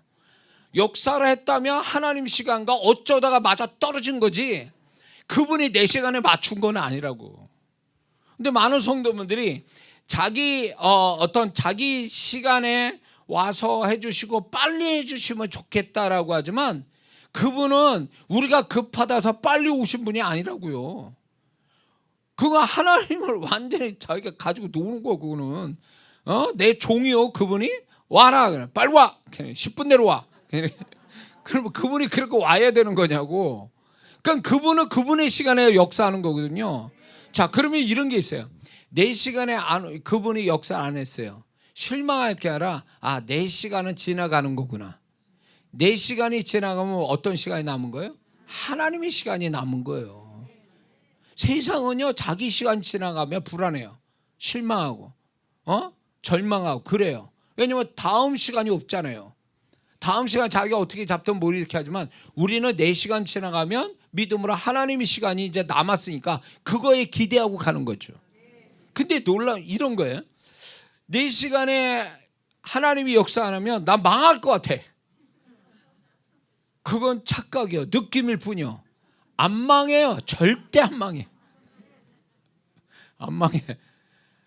하나님 시간이 오면 이 하나님 시간 안 올 것 같아요. 왜? 그 전에 다 망했으니까 나는. 안 그래요. 절대 망하지 않습니다. 하나님이 제가 이런 경우 하나님 제가 스타일이 좋을 때 이때 좀 나타내 주시면 안 됩니까? 좀 제 스타일도 좀 저도 좀 어깨 좀 힘 좀 주고 이랬으면 좋겠는데 어머 그 시간이 지나가네. 그래가지고 참 진짜 뭐 자랑도 못하고 위축돼 가지고 정말 진짜 뭐 보세요. 제 허울 때를 보세요. 저를 보세요. 제가 어떤 사람이겠습니까?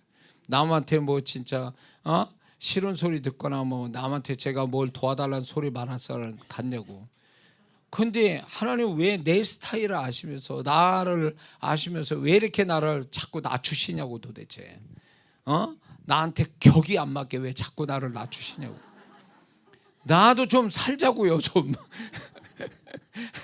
근데 그걸 안 살려주세요. 그리 구차 모습 보이고 싶지 않고 속을 막 불이 나죠. 막 진짜 막 괴롭죠. 스타일 다 구겨가지고 진짜 뭐 엉망인 상태에서 갑니다. 그 사람은 내가 조금 좀 나아졌을 때 성공할 때 좀 만났으면 좋을 걸 왜 내가 이렇게 추리하고 불쌍할 때 그 사람은 나타나가지고 나를 불쌍하게 보는 거야. 자존심 상하게. 내 시간에 하나님 뭐 하고 계신 거 도대체 내 시간에 그런 생각이 막 들 때가 있어요. 그래서 실망이 되고 막 그래요. 근데 내 시간에 하나님 맞춰달라는 건 일종의 어떻게 보면 자기 과시, 자기 자랑, 자기의 이런 것들이 다 포함되어 있는 거예요. 나를 살리고 싶은 내가 정말로 그게 하나님을 위한 시간이 아니라 자기를 위한 시간에 하나님 맞춰달라고 하는 이 자체가 뭐가 문제가 있는 거죠. 그래서 하나님은 야, 내가 너 원하는 대로 하는 하나님 아니야. 응? 그러니까 하나님 보실 땐 건방지게 보는 거죠. 응? 하나님 시간에 지 멋대로 내가 내 시간에 자꾸 맞춰달라 그러니까. 근데 하나님의 시간이 딱 오니까 하나님이 결국은 하나님의 시간은 종합적 축복을 주시는 시간이에요. 그러니까 소위 말해서 내 시간은 요 하나만 바라는 축복의 시간을 나는 바라고 있었는데 하나님은 모든 걸 종합적인 축복을 한 번에 몰아서 주시려고 하나님 시간을 하나님도 기다리고 계시는 거예요, 사실은. 하나님도. 그러니까 하나님 시간이 오기 전에 난 망해서 죽을 것 같고 무덤에 들어갈 것 같습니다. 그건 자기 착각이에요. 절대 그렇게 안 하십니다. 그러니까 하나님의 시간을 기다리는 믿음, 그분이 나보다 내 시간보다 더 축복된 시간을 주실 하나님, 그걸 기대하는 게 믿음의 사람인 줄 믿습니다. 자, 다섯 번째는요, 이런 게 있습니다. 우리가 착각하고 잘못된 생각이 우리의 문제는 저절로 해결된다. 이들은 마라의 쓴물에 그 현장에 왔어요. 근데 이 쓴물이니 뭘 먹을 수가 있어야지. 정화시킬 수가 없는 거야, 이거에 대해서. 그러니까 이 정화시킬 수 없어서 이들이 어떤 실망을 하고 있었는데 그들은 그냥 저절로 와서 물이 그냥 좋은 물로 이렇게 될 줄 알았더니 여기서 마라의 쓴물을 작업을 하죠. 모세가 부르짖기도 했더니 하나님이 한 나무를 던져라. 그러므로 그 물이 이제 단물이 되죠. 그러니까 결국은 이 이스라엘 백성의 이 광야 1세대에는 저절로 문제가 해결된 게 아니라 결국 모세의 기도가 다르고 하나님의 어떤 믿음의 행위, 매개체 이런 게 다 복합적으로 나타나서 이게 해결이 된 거거든요. 근데 우리는 그냥 예수님은 그냥 간단하게 영접해서 구원을 받지만 구원받은 다음에는 모든 게 대가를 치러서 얻는 이거를 이해를 못하는 성도들이 있어요. 그냥 가만히 있으면 시간이 흐르면 알아서 모든 게 다 정리가 되고 잘 된다. 이건 귀신 속삭임이에요. 하나님은 그렇게 안 해. 내가 가만히 있는 데서 뭘 어떻게 하는 게 아니라 모세처럼 기도를 하든 하나님이 요구하는 뭔가를 순종하든 대가를 치러야 우리의 문제가 해결되게 돼 있다는 거예요. 그래서 제가 이제 문제 있는 성도분들이 이런저런 얘기하면 꼭 물어보는 게 그거예요. 하나님한테 얼마나 수고했냐고 물어봐요. 기도에 수고를 해봤습니까? 뭘 해봤습니까? 이렇게 묻거든요. 근데 제가 기도 조금밖에 못하고요.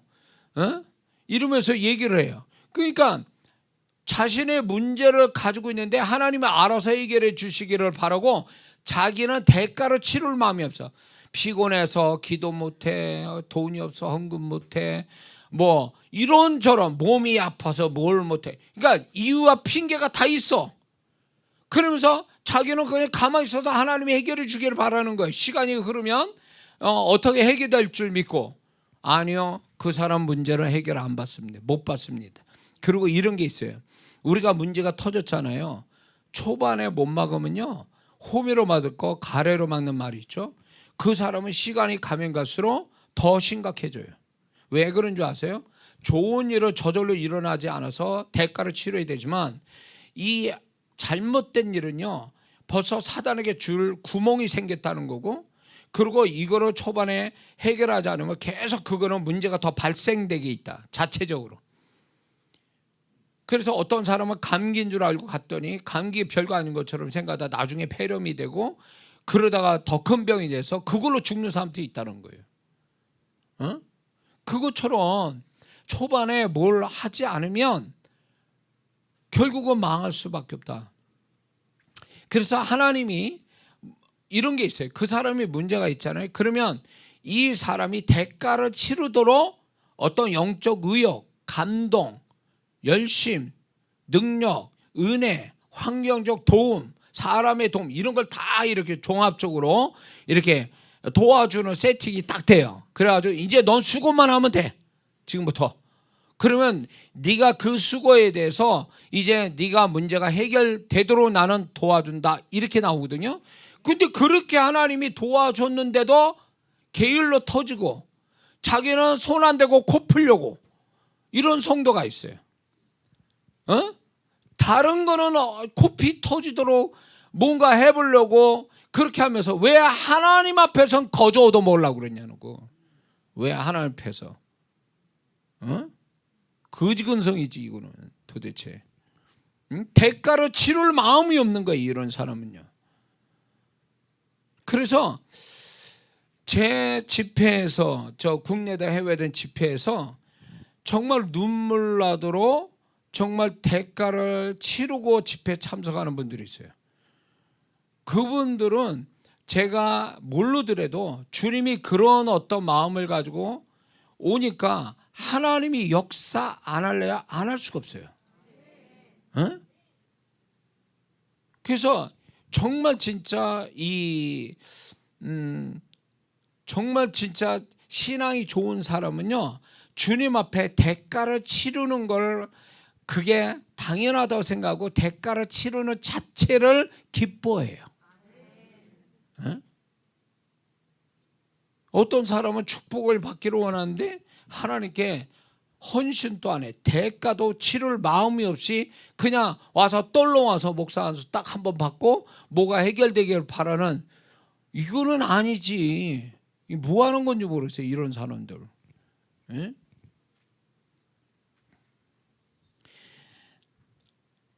제가 그 어느 분 이렇게 축복받도록 또 형통의 어떤 역사, 제가 기름 부음이 있어서 그렇게 그 소문 듣고 와가지고 이렇게 했는데 큰 액수였어요. 자그마치 한 400억이 넘는 그 문제를 이제 하나님께서 이분이 정말 간절하게 나오니까 그렇게 해서 이제 기도해드리고 이랬더니 이분이 그러면 이 부분에서 하나님이 해결해 주시면 이렇게 좀 제가 헌신하겠습니다, 딱 그러더라고요. 제가 바란 것도 아니에요. 본인이 봉투에 써가지고 그렇게 왔어요. 그래가지고 그렇게 해서 기도를 해드렸더니 그 어쩌저해서 그분의 450억이 360억으로 다운이 돼서 어떤 일이 성사가 될 직전까지 왔던 거예요. 근데 그분이 그러면 그 정도로 하나님이 생각잖아요. 그게 오랜 시간 끌었던 문제거든요. 그래서 이제 저를 만나면서 그 문제가 풀려지기 시작하고 있는데 그래서 자기는 그만한 하나님의 축복에 대한 대가를 이렇게 치르겠다고 해놓고 자기가 그게 진짜 성사되는 이제 직전까지 오니까 마음이 바뀌었어. 그게 아까운 거예요. 이제 하나님께 대가를 치른다는 자체가. 그래가지고 그분이 도망가다시피 나한테 사라졌어요. 그래가지고 그분하고 가까운 분한테 얘기를 들어봐서 구해. 그래서 이분은 그렇게 해서 해결이 돼서 끝날 줄 알았지, 잘 되고 이게 정부 차원에서 그게 다 될 줄 알았는데 이게 다 된 줄 알았더니 이게 법적으로 걸려가지고 이게 진행이 안 된 거예요. 캔슬됐어. 그래서 야, 진짜 사람이 이렇게 밀어날 수가 있는가? 하나님 뭘로 하는 거예요? 나에게서는 도망갈 수는 있어요. 왜 하나님께 약속해놓고 그만한 하나님이 주신 축복에 내가 이만큼은 주님 앞에 대가를 치릅니다라고 해놓고 그거 얼마 되지 않는 그 대가를 치르겠다고 해놓고도 그걸 하는 게 아까워가지고 도망갔다 결국 그것마저 그 일마저 다 캔슬이 돼버리는, 이거 없는 얘기하는 게 아니에요. 그분은 안 들었으면 좋겠어요, 이 설교는. 그분이 청주에서 부자라고 그러더라고. 유지래고. 그래서 그런 걸 보면서 대가를 치를 마음이 없는 성도는 축복도 기대하지 말아야 돼요. 어? 어떻게든 영적이든 육적이든 뭐든 간에 하나님 앞에 대가를 치러서 축복을 받겠다는 게 이게 정상적인 성도의 어떤 신앙의 모습이에요. 그러니까 저도 하나님께 뭔가 축복을 받기 원한다면 그만큼의 대가를 항상 제가 치루어서 여기까지 왔거든요. 거저 얻은 게 없다고. 하나님은 이런 게 있어요. 대가를 치러서 축복을 주시는 건 있어요. 근데 하나님이 더 마음이 기쁘시면요, 거저 주시는 게 있어요. 보너스처럼. 보너스는 대가를 치른 그 다음에 주시는 거지 보너스부터 오진 않아. 달란트 비유에 마태복음 25장에 5달란트 2달란트 1달란트 비유 속에 보면 5달란트 2달란트는 곱배기로 남겼죠. 근데 그 1달란트 싸가지 없는 이 1달란트 받은 종이 그거를 가져다가 주인이 보고 어떻게 됩니까? 10달란트 받은 자에게 주잖아요. 이거는 1달란트는 수고하지 않는 주인이 주는 보너스죠. 은혜인 거예요. 그러니까 대가를 정말로 하나님께 대가를 치를 수 있는 사람은요, 하나님이 은혜로 보너스처럼 주시는 건 있어도 공짜는 없어 세상에. 응? 공짜 너무 좋아하지 마세요. 예. 그래서 예수 믿는 사람은 제가 미국에서 이렇게 다니다 보면 우리나라 사람은 그냥 정으로 그냥 이렇게 거저 주기도 하고 막 이러잖아요. 그게 당연하고. 예. 그리고 뭘 그거를 뭐 값을 매겨서 돈을 내라 그러면 굉장히 기분 나빠져요. 인색하다고 막 짜다고 막 이렇게 얘기하는데, 제가 미국의 집회를 좀 전에 많이 다닐 때 보면 이 사람들은 그만한 대가를 치르는, 우리가 볼 때는 그냥 공짜로 받을 수 있는 것들에 대해서 또 그 주최 측에서는 이걸 또 얼마간의 돈을 받고 줘요. 돈을 받을 것도 아닌데 우리나라에서 보면. 근데 돈을 받는데 그게 당연한 거야. 이 사람들은 대가를 치르는 거를 굉장히 당연하게 여겨요. 그러니까 그 대가를 치르는 데서 하나님이 기적이 나타나더라, 그 얘기지. 어? 그러니까 많은 성도분들이, 어린 성도들은, 자, 어린아이는 받기만을 원해요. 줄 줄을 잘 모른다고. 어린애들은요, 습성이 착한 아이, 또 일부에는 다 주기도 잘하지만 그 보통 애들은 자기가 잘 안 주려고 그래. 근데 이 신앙에 아직도 하나님을 성장시켜서 이제는 받는 것보다 주는 걸 좋아하는, 대가를 치르는 걸 좋아하는 성도로 성숙하게 만들려고 하는데, 이게 공짜 바라고 받는 것만 열심히 좋아하는 성도들이 많다 보니까 하나님의 대가를 치르면서 오는 그 큰 축복은 다 못 받고 가는 거죠. 응? 교회가 부흥이 안 되는 건요, 큰 거 빼놓고 그냥 돈이 넘쳐가지고 막 고민하는 사람들. 여기 그런 사람 없죠. 너무 많아가지고 이걸 어떻게 해야지, 뭐 이런 사람 없죠. 그것도 그랬으면 좋겠다 그러지만 그분들은 그분대로 고민이 있는 거예요, 사실은. 근데 하나님 앞에서 정말로 내가 대가를 치르면서 내가 살아야 되겠다라는 이 마음을, 우리는 일찍이 그런 교육을 받고 살아야 되는데 너무 공짜들 좋아하니까 모든 게 다 공짜였으면 좋은 거예요. 주님이 사도행전을 보면 주는 자가 받는 자보다 복이 있다 이렇게 말씀이 있는데, 주님의 말씀이 있는데, 그런 것들에 대해서 우리는 주는 거, 대가를 치르고 헌신하는 거에 대해서 너무 인색한 거에 대해서 교회가 부흥되지 못하는 원인이 여기 있어요. 코로나로 인해서 교회가 문 닫는 그 교회가 마음이 아픈 거는, 그 교회가 코로나로 해서 교회가 문 닫을 만큼 교인들이 다 오늘 한 끼, 하루 한 끼, 세 끼 먹는 거 걱정할 만한 성도들이겠느냐 이거예요. 다. 왜 그 교회가 문을 닫기까지 뭐 했냐는 거지, 그 성도분들한테. 미안한 얘기죠. 그분들한테 사정이 있겠지만 교회가 문을 닫아버렸어. 목사님이 아무리 투잡해도 안 돼. 그래도 교회 문 닫았어.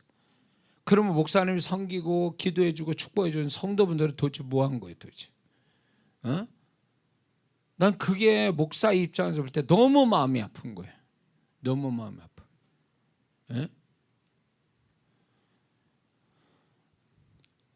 제가 이제 교회로 옮기고 또 뭐 이렇게 저렇게 하는데 참 안타까운 거 뭐냐면 이제 교회가 재정이 어렵고 막 이러니까 좀 헌신했으면 좋겠다고 기도한다면 헌신 좀 하라고 이랬더니 가버리더라고. 가버려. 야, 진짜. 저는 이제 저희 교회가 이제 이 3년 후에는 이제 건축을 해야 되는데 어마어마한 우리 입장에서 어마어마한 거예요. 그거를 하는데 아직까지 도망간 성도는 없어요. 나는 너무 감사해. 그게 감사하다고. 그러니까 이게 같이 이 정말 대가를 치르면서 정말 교회와 함께 더불어 대가를 치르려고 하는 성도들, 이게 정말 주님이 바라는 성도고 그런 성도가 축복을 못 받는다면 이건 교회가 아니고 주님은 아니죠. 또 그 축복을 하시게 돼 있거든요. 에? 그러니까 여러분들 아우 내가 또 이런 교회 왔어. 왜 또 여기서 내가 이 고생을 해야 돼? 왜 내가 이런 헌신을 해야 되고 내가 이런 대가를 치러야 돼? 아우 도망가고 싶어. 그거 하나님 뜻 아닙니다. 그 사람을 대가를 치르게 해서 축복해 주시려고 하나님이 섭리하시고 이끄는 거에 대해서 계산하지 말라는 거예요. 어? 이게 하나님이 나에게 주시는 어떤 요구 사항이구나. 그럴 때 정말 자기가 할 수 있는 데까지 최선을 다해서 대가를 치를 마음이 있다면 그게 왜 그렇게 하시는가를 나중에 축복으로 설명해 주신다는 거죠. 그런 성도들 늘 있어요. 피해가지 않고 부딪혀서 하나님이 주신 거 부딪혀서 가려고 하는 성도들이 있다는 거죠. 그런 성도 때문에 교회가 부흥하는 거고, 전에 그 오래전에 그 교회들은 다 그렇게 해서 부흥이 된 거 아닙니까? 자, 그래서 우리 문제가 저절로 해결되는 건 없다. 대가를 치루어서 우리가 뭔가 얻는 것이 올바른 신앙이다. 그거죠. 여섯 번째는 우리의 문제가 우리 식대로 해결되지는 않는다는 거죠. 근데 많이 착각하는 게 뭐냐면 우리의 문제는 우리 방법으로 내가 정한 방법으로 내가 원하는 방법으로 방식으로 해결돼야만 하는 거다 이렇게 생각하는 사람이 있어요. 여기에 나무를 하나 던졌다라는 것이 상식 바깥의 일이거든요. 하나님의 방법이거든요. 근데 여기서 많은 성도들이 뭐를 착각하냐면 이런 게 있어요. 하나님의 방법대로 우리의 문제를 해결하려고 그러니까 이렇게 물어요. 주님은 어떤 방법으로 해결하시려고 합니까? 이래요. 그러니까 소위 말해서 방법까지 알고 싶은 거야. 어떤 사람, 어떤 과정, 어떻게 해서 나를 축복할 거면 이게 듣고 싶은 거예요. 그럼 월권행위 하는 거예요. 주님이 주권적으로 알아서 할 걸 왜 자기가 그 방법까지 하려고 그러냐고. 그러니까 그렇게 묻거나 아니면은 하나님 요런 식으로 해결해 주세요. 요런 식으로. 내가 정했으니까. 그래도 고식대로 안 하면 이게 잘못됐다고 생각해요. 왜 방법까지 하나님께 코치를 하려고 그러냐고. 그러니까 하나님이 우리의 문제를 해결할 때는요 반드시 그분의 방법대로 해결해 가는 거에 대해서 신뢰를 해야 돼요. 근데 그게 상식 바깥의 일이 있을 수도 있다는 거죠. 제가 한 나무를 던진다고 그게 무슨 뭐가 되겠습니까? 그러니까 하나님의 방법은 우리 인간의 계산을 뛰어넘는 방법들이니까 그거를 어떻게 하시든 나는 그분은 나에게서 어떤 식으로 역사할 거라는 그분을 신뢰하는 마음이 우리에게 필요한 줄로 믿습니다. 자, 그래서 하나님의 방법이 또 이런 게 있어요. 많은 사람이 내가 어떤 문제를 만났는데 하나님이 이런 방법으로 나를 해결하셨어 해서 그게요 기준점이 돼버려요. 이거 위험한 거예요. 내 방법대로 해결해 달라는 것도 문제지만 하나님이 과거에 이런 방법으로 하셨다고 해서 지금 내 문제를 그런 방법으로 또 해결한다라는 생각 버려야 돼요. 그분은 그때 달라요. 네. 그러니까 그분의 방법은 이게 또 내가 새로운 문제를 만났으니까 그분의 방법대로 나를 또 해결하도록 이끌어 가시겠구나. 그런 기대감으로 사는 게 마땅하다 이 얘기입니다. 예. 자, 예를 들면 홍해를 건너왔잖아요. 이들이 홍해를 건널 때 어떻게 했습니까? 양쪽에 물이 쫙, 여기 물이 쫙 갈라져서 걸어서 홍해를 건넜어요. 40년 후에 요단강을 어떻게 건넜어요? 배를 띄웠습니까? 아니잖아요. 언약궤를 메고 물에 들어가라 그랬어요. 이 홍해는요, 구경하고 있어라. 응? 내가 너의 구원의 하나님이다. 가만히 구경만 하고 있어. 응? 그리고 이제 쫙 갈라내고 간 거. 그 갈라진 걸 보고 들어간 거잖아요. 근데 40년 후에 이들이 광야 2세대들이 가나안 땅 들어갈 때는 이들이 부모보다 더 나은 신앙을 가지고 이게 가나안 땅 들어가니까 물을 밟아라 그러니까 하나님의 말씀을 믿고 하나님의 존재를 믿고 물을 밟아라 그러니까 쫙 갈라지는 방법이 달랐잖아요. 같은 물인데. 그러니까 하나님이 우리가 같은 문제를 안고 있어도 하나님의 방법은 달라요. 그러니까 고정관념 버려야 돼. 항상 이런 식으로 역사한다? 아니요. 그렇게 안 해요. 예. 그래서 왜 이런 얘기를 하면 자꾸 하나님의 일하심, 하나님이 하시는 방법을 자꾸 내가 고정화시키고 과거의 것이 하나의 기준처럼 돼버리고 아니면 내 방법, 내 생각으로만 치우쳐가니까 하나님의 손길을 못 보는 경우가 여기 있다는 거죠. 자, 7번째는요. 하나님의 축복은 단회적이다 라는 생각을 갖는 경우가 있어요. 하나님의 축복은 단회적이다. 자, 마라의 쓴물을 먹었습니다. 그리고 다시 재출발이 됐을까요? 아니요. 그 마라의 쓴물에서 제일 가까운 4km 반경 4km 안에 엘림이라는 데가 있었어요. 그러니까 뭘 얘기합니까? 하나님의 축복은 연속된다는 거예요. 그래서 많은 성도분들이 하나님의 축복을 받고 여기 미쳐 돌아가가지고 그 다음 축복을 놓쳐. 이게 그 다음 축복이 지금 여기서는 마라의 쓴물이지만 그 다음은 엘림이요. 12샘에 70 종려나무가 있는 어마어마한 축복이라고. 이게 하나님의 마음이에요. 우리를 향하시. 야, 나는 화끈한 하나님이야. 응? 늑조잔하게 그거 물 한번 먹이고 끝나는 하나님이 아니라고. 그런 화끈한 하나님, 진짜 한 방에 끝내주시는 그 하나님이 있는데 왜 그 두 번째 하나님의 손길을 경험 못하고 단발적으로 끝나는 거예요. 그래서 제가 항상 축복을 처음 받을 때 사람한테 얘기했는데 두 번째 기대하세요. 그리고 첫 번째 미쳐 돌아가지 말라고 이 축복을. 그리고 하나님이 이 첫 번째 축복을 통해서 어떻게 하는가 구경하고 있다는 거 아셔야 돼요. 거기에 따라 두 번째 축복으로 이끌어 갈 거냐 말 거냐를 그분이 결정한다는 거예요. 그래서 여러분들이 첫 번째는 하나님이 나를 테스트 하시겠구나 라는 딱 생각을 그거부터 가져야 돼요. 그래서 그 테스트에 합격하면 그 다음에 엘림이라는 축복으로 연속으로 가는 거예요. 그 하나님 그러면 축복의 수준이 수평으로 가는 게 아니라 수직으로 올라가는 거예요. 이게 하나님 뜻이라는 거죠.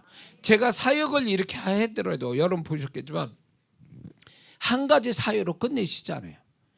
계속 받을만 하면 연이어서 다른 사역들에 막 나오잖아요. 하나님이 마음이 이거예요. 하나로 끝내고 싶지 않다는 거예요. 뭔가 더 주고 싶다는 거예요. 더. 그래서 나중에 어떻게 주님 그만 주세요. 나 이 축복받다 죽을 것 같습니다. 이 말이 나올 때까지 주시기를 원하신 하나님이에요. 제가 평생에 이 말을 정말 했어요. 주님 앞에. 제가 한 15년 전, 16년 전 제가 인생이 막 진짜 모자라고 부족하고 막 이런 데서 하나님이 제 인생을 이제 바꿔주시는 그 시점이 이제 교회 바깥에 사역이 시작되면서 그분이 베풀어 주신 게 내가 여지껏 경험하지 못한 일들을 하나님이 연속으로 축복하시는 거예요. 그럴 때 이게 뭐냐, 이게 내가 이런 인생도 있구나, 내가 또 이렇게 사는 인생이 또 있구나, 하나님 동일한 하나님인데 또 내가 이런 하나님을 또 만나는구나.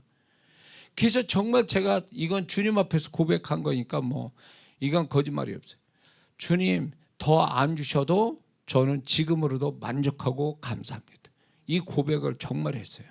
내 평생에 한국말인데 이렇게 어색하고 이렇게 내가 이런 말을 할 줄은 꿈에도 생각 못했어. 근데 이 고백을 해요. 근데 지금 또 하나님 더 안 주셔도 저는 지금으로도 만족합니다. 이런 고백을 하거든요. 그 말이 이뻐서인지 그분은 또 주시더라고. 또 주시면 받아야지 뭐 어떻게. 거절할 수는 없지. 그분이 알아서 주시는데. 근데 마음은 확실하게 하나님 앞에 안 주셔도 지금 것으로도 나는 만족합니다. 이런 마음은 갖고 있는 거죠. 그러니까 그분은요 더 많이 주셔서 정말 우리가 더 행복하게 더 풍성하여 누리면서 또 누군가를 줄 아는 데까지 이르는 그런 사람 되기를 원하시거든요. 예? 그러니까 하나님 축복은 한 번으로 끝난다? 아니요. 이건 잘못된 생각입니다. 이해가 되시죠? 마지막 8번째는 이게 이런 잘못된 생각이 있어요. 지금이 다다. 이게 완전히 이게 all 모든 거다. 아니요. 그들의 3일길 목마른 쓴물, 그래서 그들은 이게 우리 인생에 지금 이게 전부다라고 생각을 하고 있었던 거예요. 그러니까 불평이 나오고 두려움이 온 거예요. 근데 보세요. 이 엘림이 있었죠. 더 크게 생각하면 가나안이라는 게 아직도 존재하고 있었던 거잖아요. 그러니까 이들은 지금 마라의 쓴물에서 경험하는 3일의 경험은 그들의 인생의 지극히 짧은 시간이고 지극히 작은 축복이었다고요. 그러니까 하나님이 주신 축복에 너무 정신 나가지 말고 또 너무 어렵다고 그래서 나는 인생이 여기서 요걸로 끝나는 것보다 라고 하면서 단정적으로 생각을 해가지고 비관하지도 말라는 얘기예요. 에? 하나님의 자녀가 되어서 그분은 부자인데 내가 가난하게 살 수는 없어요. 부모가 부자인데 자녀를 가난하게 살게 만들 부모가 세상에 어디 있어요. 정신 나간 부모는 지금 많지만은 보편적인 부모는요 자기 것 다 주고도 다 주고도 모자라 하는 그게 부모 마음이잖아요. 우리 장인 장모님이 그런 분이에요. 다 주고도 더 주고 싶어하는 그게 부모 마음이거든. 그러니까 하나님은 우리에게 더 주기를 원하실 때 우리는 단편적으로 그것만 딱 잘라서 생각해가지고 나는 이게 나의 인생의 모든 것인가 보다. 아니요, 부분이 지극히 작은 부분, 그보다 더 큰 나머지 게 있다라는 거죠.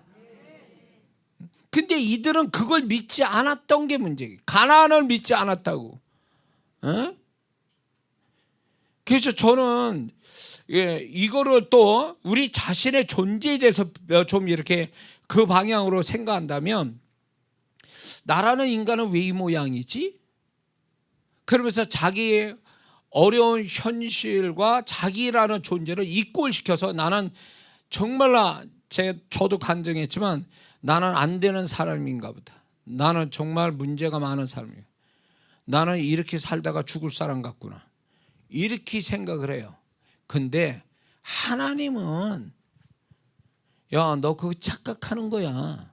그게 네 모습 전부라고 생각하니? 제가 그랬거든요. 40 넘어서도 나는 그때 당시에 40에 넘어서도요. 이제 제가 다 이제 포기가 되는 거예요. 마음의 포기가.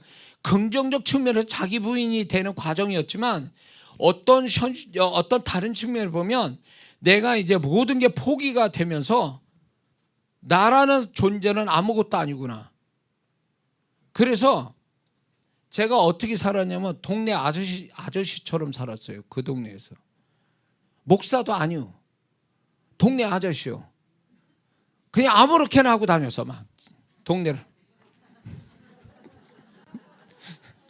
그래가지고 전에는 제가 막 굉장히 저를 가꾸고 막 이렇게 하려고 했던 사람인데 그 정도 되니까요. 거기까지 바닥치니까 뭐 그 사람이 나를 뭘로 보든 어쨌든 간에 그냥 상관없어. 그냥 아우 난 귀찮아. 그냥 나는 이제 더 이상 나는 여기 이 동네에서 그냥 살다가 죽어도 아무도 내 장례식에 올 사람 없다, 이런 생각 가진 사람이에요. 그렇게 제가 거기까지 바닥을 쳐서 가서 그냥 그렇다면 그 동네 사람도 나를 아는지 모르는지 그렇게 오래 살아도 그러니까 뭐 그 사람이 나를 신경 안 쓰고 나는 별별 없는 사람이니까 그냥 내 모습 그대로 편하게 막 다닌 거예요. 예, 그렇게 다녔어요. 그래가지고 이제 교인도 또 얼마 안 되니까 이 성도들하고 이러다 난 끝나는 인생이니까 뭐 이 성도를 다 또 가족 같으니까 그래 아이고, 그래서 옷도 그냥 막 아무렇게나 입고 강단에 올라가지. 지금에 이렇게 세련되게 좀 하지만 그 좀 상상이 됩니까? 제가 그랬다니까. 그때는 아무렇게나 막 입고 다녔다고. 그래가지고 심지어는 어떤 일이 있었냐면 돈도 없었지만 양복을 입었는데 그 오래된 여름이에 그때 오래된 양복을 입었는데 나 몰랐어. 근데 제가 이렇게 강단에 이렇게 올라가잖아요. 이렇게 올라가는데 여기가 닳아가지고 구멍이 난 거야. 나는 몰랐던 거예요. 그 정도로 나는 모르고 살았던 사람이에요. 이렇게 구멍이 나대. 어머, 우리 여자 청년애가 그걸 봤네 또. 그러니까 이 여자 청년이 불쌍히 본 거야. 내가 불쌍히 본 거야. 지하실에서 교회도 지하요, 사택도 지하요, 옷은 저렇게 구멍이 나도 모를 대로. 그러니까 그 안에 팬티 색깔이 또 보이고 막.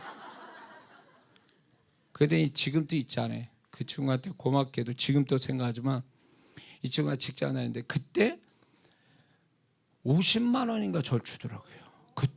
그때가 20년 좀 넘었을 때예요. 근데 이 친구가 목사님 양복을 하나 해 입으세요. 그러면서 그 친구 그때 월급으로 꽤 그거 많이 받는 것도 아닌데 저한테 그 돈을 주더라고요. 해 입으시라고. 야, 내가 이 정도로 내가 나에 대해서 무관심하고 내가 이렇게 살았구나.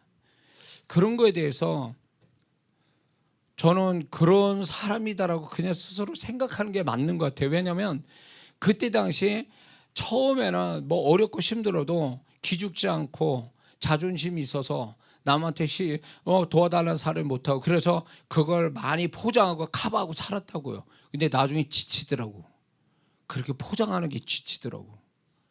그게 하나 쓰잘데없더라고. 왜냐면 내가 자존심도 없어지고 이제 나는 별별 없고 존재감 없는 사람이다 생각하니까 아무렇게나 남한테 해만 안 되면 돼.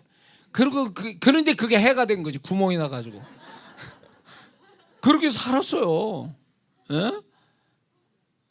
그러니까 그렇게 하는 모습에 아, 내가 이 정도로 불쌍하게 보였나 보다, 이런 생각이 있어요. 그래가지고 저는 그때 당시만 해도 남이 어쨌든 뭐라든 간에 나는 나 자신의 존재값이 없는 사람이라 생각할 정도였으니까. 그 세월 속에 왜 더 절망적이었냐면 나는 여기서 이게 끝이다라고 생각한 거예요. 40이 넘어갔는데 뭘 더 바라냐고. 성도들은 다 가난하고 어떤 불편한 성도들이고 어려움이 많은 성도들이고 이런 성도들에서 비전이 없어. 비전이. 에? 나는 어디 기댈 데도 없어. 그러니까 나는 이렇게 살다가 끝나는 게 인생이다라는 생각, 그게 전부다. 나는 그 시절이 내 인생이 전부다라고 생각하니까 절망감이 와서 그때는 사실 성도들 신방할 데도 없지만 신방 가고 싶지도 않고, 그리고 이제 수요일 그리고 주일날 또 금요일날 기도할 때 어쩔 수 없이 교회를 가는 거예요. 예배 드리러, 예배 인도하려고. 근데 그것도 너무 힘들어. 하고 싶지 않아. 그 정도로 다 포기하고 싶은 거죠. 왜냐면 나는 더 이상 나는 비전이 없고 아무것도 아닌 사람이니까 예배를 인도해서 성도를 책임진다는 것도 숨이 차. 그러니까 아무것도 하기 싫은 거예요. 집에서 있으면 나오기 싫은 거예요. 그렇게. 그때 제 모습이었어요. 그게. 옆에서 바라보면 또 제 아내는 얼마나 더 답답했을 거예요. 그런데 그렇게 됐었는데 지나고 하나님이 저를 변화시켜 주시고 교회 바깥에 사역에 나가서 사람들이 나를 찾고 나를 통해서 성령의 불이 나오고 치유가 일어나고 그러니까 제일 놀란 사람은 저예요. 나는 원래 이런 사람이 아닌데, 나는 정말 그전만 해도 나는 진짜 내가 죽어도 장례식에 올 사람도 없는데 이런 생각 가진 사람이 있다고요, 저는요. 근데 내가 왜 이런 사람이 됐지? 그래서 제가 많은 그 어려움을 겪고 있는 성도나 목회자분들한테 제 간증을 했어요. 내가 그렇게 살았다고.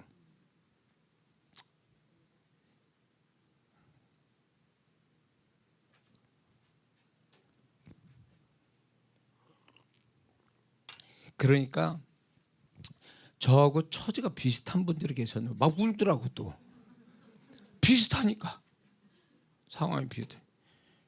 그래서 제가 그랬어요. 아직 끝이 아닙니다. 당신들 아직 끝나지 않았어요. 나를 보세요. 나는 지금 거기서 벗어나서 지금 이루고 있다고. 나도 생각지 않는 내가 지금 이루고 있다고. 그러니까 지금 그 모습이 다 내 모습이고 내 인생의 전부다로 생각하는 거, 그거 귀신 소리고 그건 착각이다라는 거예요. 응? 지금 목마름이 있고 힘듦이 있어도 그거는 지극히 일부분이라는 거예요. 엘림이 있고 가나안 땅이 있다는 거예요. 그거보다 더 큰 게 여러분 앞에 눈앞에 있다는 거예요. 그때 제 간증을 들었던 그분들, 제가 이 정도까지 이렇게 사역을 할 거라고 그분들은 생각도 못했을 거예요. 계속 저도 이렇게 여기 있으면서 그때 당시에 내가 이 모습이 있을 거라고 난 상상도 못한 사람이에요. 그러니까 뭐가 오냐면 이걸로 통해서 뭐가 오냐면 기대가 돼. 이제는 전에는 끝났어. 나는 막 상황이고 존재고. 근데 지금은 또 다른 나의 모습이 어떨까? 앞으로 하나님은 나를 또 지금까지 못 봤던 나를 어떻게 만들어 가실까에 대한 기대감이 오는 거예요. 그렇게 사람이 바뀌더라고요. 근데 그게 하나님 앞에 맞는 생각이라는 거예요. 그러니까 가만히 보면 내 인생을 내가 망치고 있어. 그게 뭐냐면 나는 이제 끝났어. 여기까지인가 봐. 그러면서 이제 더 이상 진전은 없어. 이런 생각 자체가 하나님이 나를 일하시지 못하게 만드신 거예요. 내가 내 인생을 내가 브레이크를 잡고 브레이크를 잡은 거 하나님이 전진시키려고 하는데, 그래서 제가 이걸 얼마나 강조하지 몰라요. 지금이 다가 아니다. 요새 13년 잘 고통을 참더니 그 후에 100년 가까이 잘 살았다 그거요. 그보다 몇 배나 더 잘 살았다고. 인생 바꿨다고요. 그러니 저 동네에 제가 그 어려울 때 그때 목사님들이 있어요. 제 모습을 본. 근데 이제 제가 막 엄청나게 이렇게 하나님이 일들을 하니까 안 믿어. 그 얘기를 해주니까 안 믿어. 왜냐면 늘상 봤던 그 정말 불쌍한 그 목사인데 어떻게 그렇게 할 수 있느냐는 거예요. 근데 나도 모르지. 주님이 그렇게 하셨으니까. 그러니까 그 목사는 왜 나를 못 믿더라고. 근데 현장에 와보고 믿는 거야. 이제 내 집회 현장을 보고. 그러니까 저는 많은 성도들한테 고정관념을 버리라는 거예요. 자기를 단정 짓지 말라는 거예요. 그리고 청년들한테도 얘기해요. 지금 아무것도 없다고 그래서 자기를 그런 식으로 가둬두지 말라는 거예요. 그게 자기 인생을 망친다는 거예요. 자기에 대해서, 자기 인생에 대해서 얼마든지 가능성이 있다. 내가 또 다른 나를 만날 수도 있고 하나님이 그렇게 만들어주신다는 거죠. 하나님이 만드시는 거예요. 하나님이 계시기 때문에 그렇게 만들지 내 노력으로 되는 게 아니라는 거예요. 그래서 지금이 다가 아니다. 지금은 지극히 일부분에 지나지 않는다. 앞으로 더 좋은 것들이 와서 내 인생, 나라는 존재와 내 인생의 진짜는 시간이 가면서 그게 증명이 될 거라는 거죠. 응? 그래서 여러분들이, 저와 여러분들이 하나님이 정말로 우리에게 제가 이제 성도들 예언을 이렇게 하고 들어보면 이 사람이 맞나? 이런 생각 들어요. 이 사람 진짜 그 사람이야? 이럴 때가 많아요.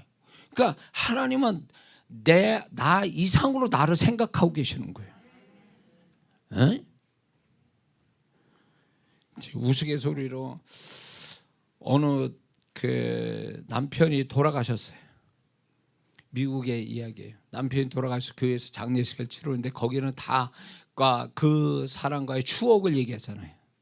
한마디씩 하고 갔잖아요. 근데 거기에 이제 미망인 그 부인된 분하고 어떤 그 어린 딸이 같이 앉았어요.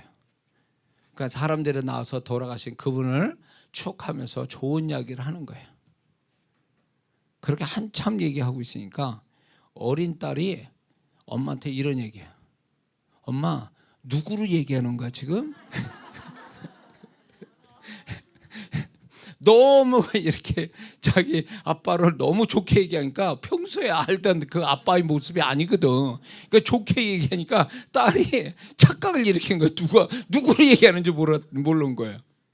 자, 우리가 우리 자신들이 내가 나를 잘한다고 그러지만 사실 우리 자신이 우리를 다 알지 못해요.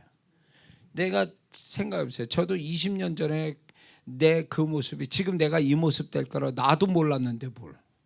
그러니까 여러분들이 나 자신을 잘한다고 자신하지 마세요. 세월이 가잖아요. 하나님 손길이 닿잖아요. 그러면 내가 어떻게 달라질지 모르는 가능성의 사람이라고. 세상 넌 그런 인간이야, 넌 그러다 죽을 사람이야 라고 그렇게 얘기해도 하나님은요 모든 사람이 다 가능성이 있어. 완전히 다른 사람이 될 수 있는 가능성을 다 가지고 있다 그 얘기예요. 그러면 그 하나님의 가능성을 경험하려면 나를 단정짓지 말라는 거예요.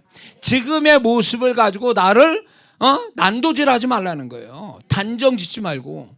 그래서 내가 잘하든 못하든 못났든 그거 상관없이 하나님은 여전히 세월이 가면서 새로운 나를 발견시켜 주시고 지금보다 더 나를 만들어 가실 거라고 하는 믿음은 반드시 가져야 될 줄 믿습니다. 그러면 그 믿음대로 주님이 축복하실 줄 믿습니다.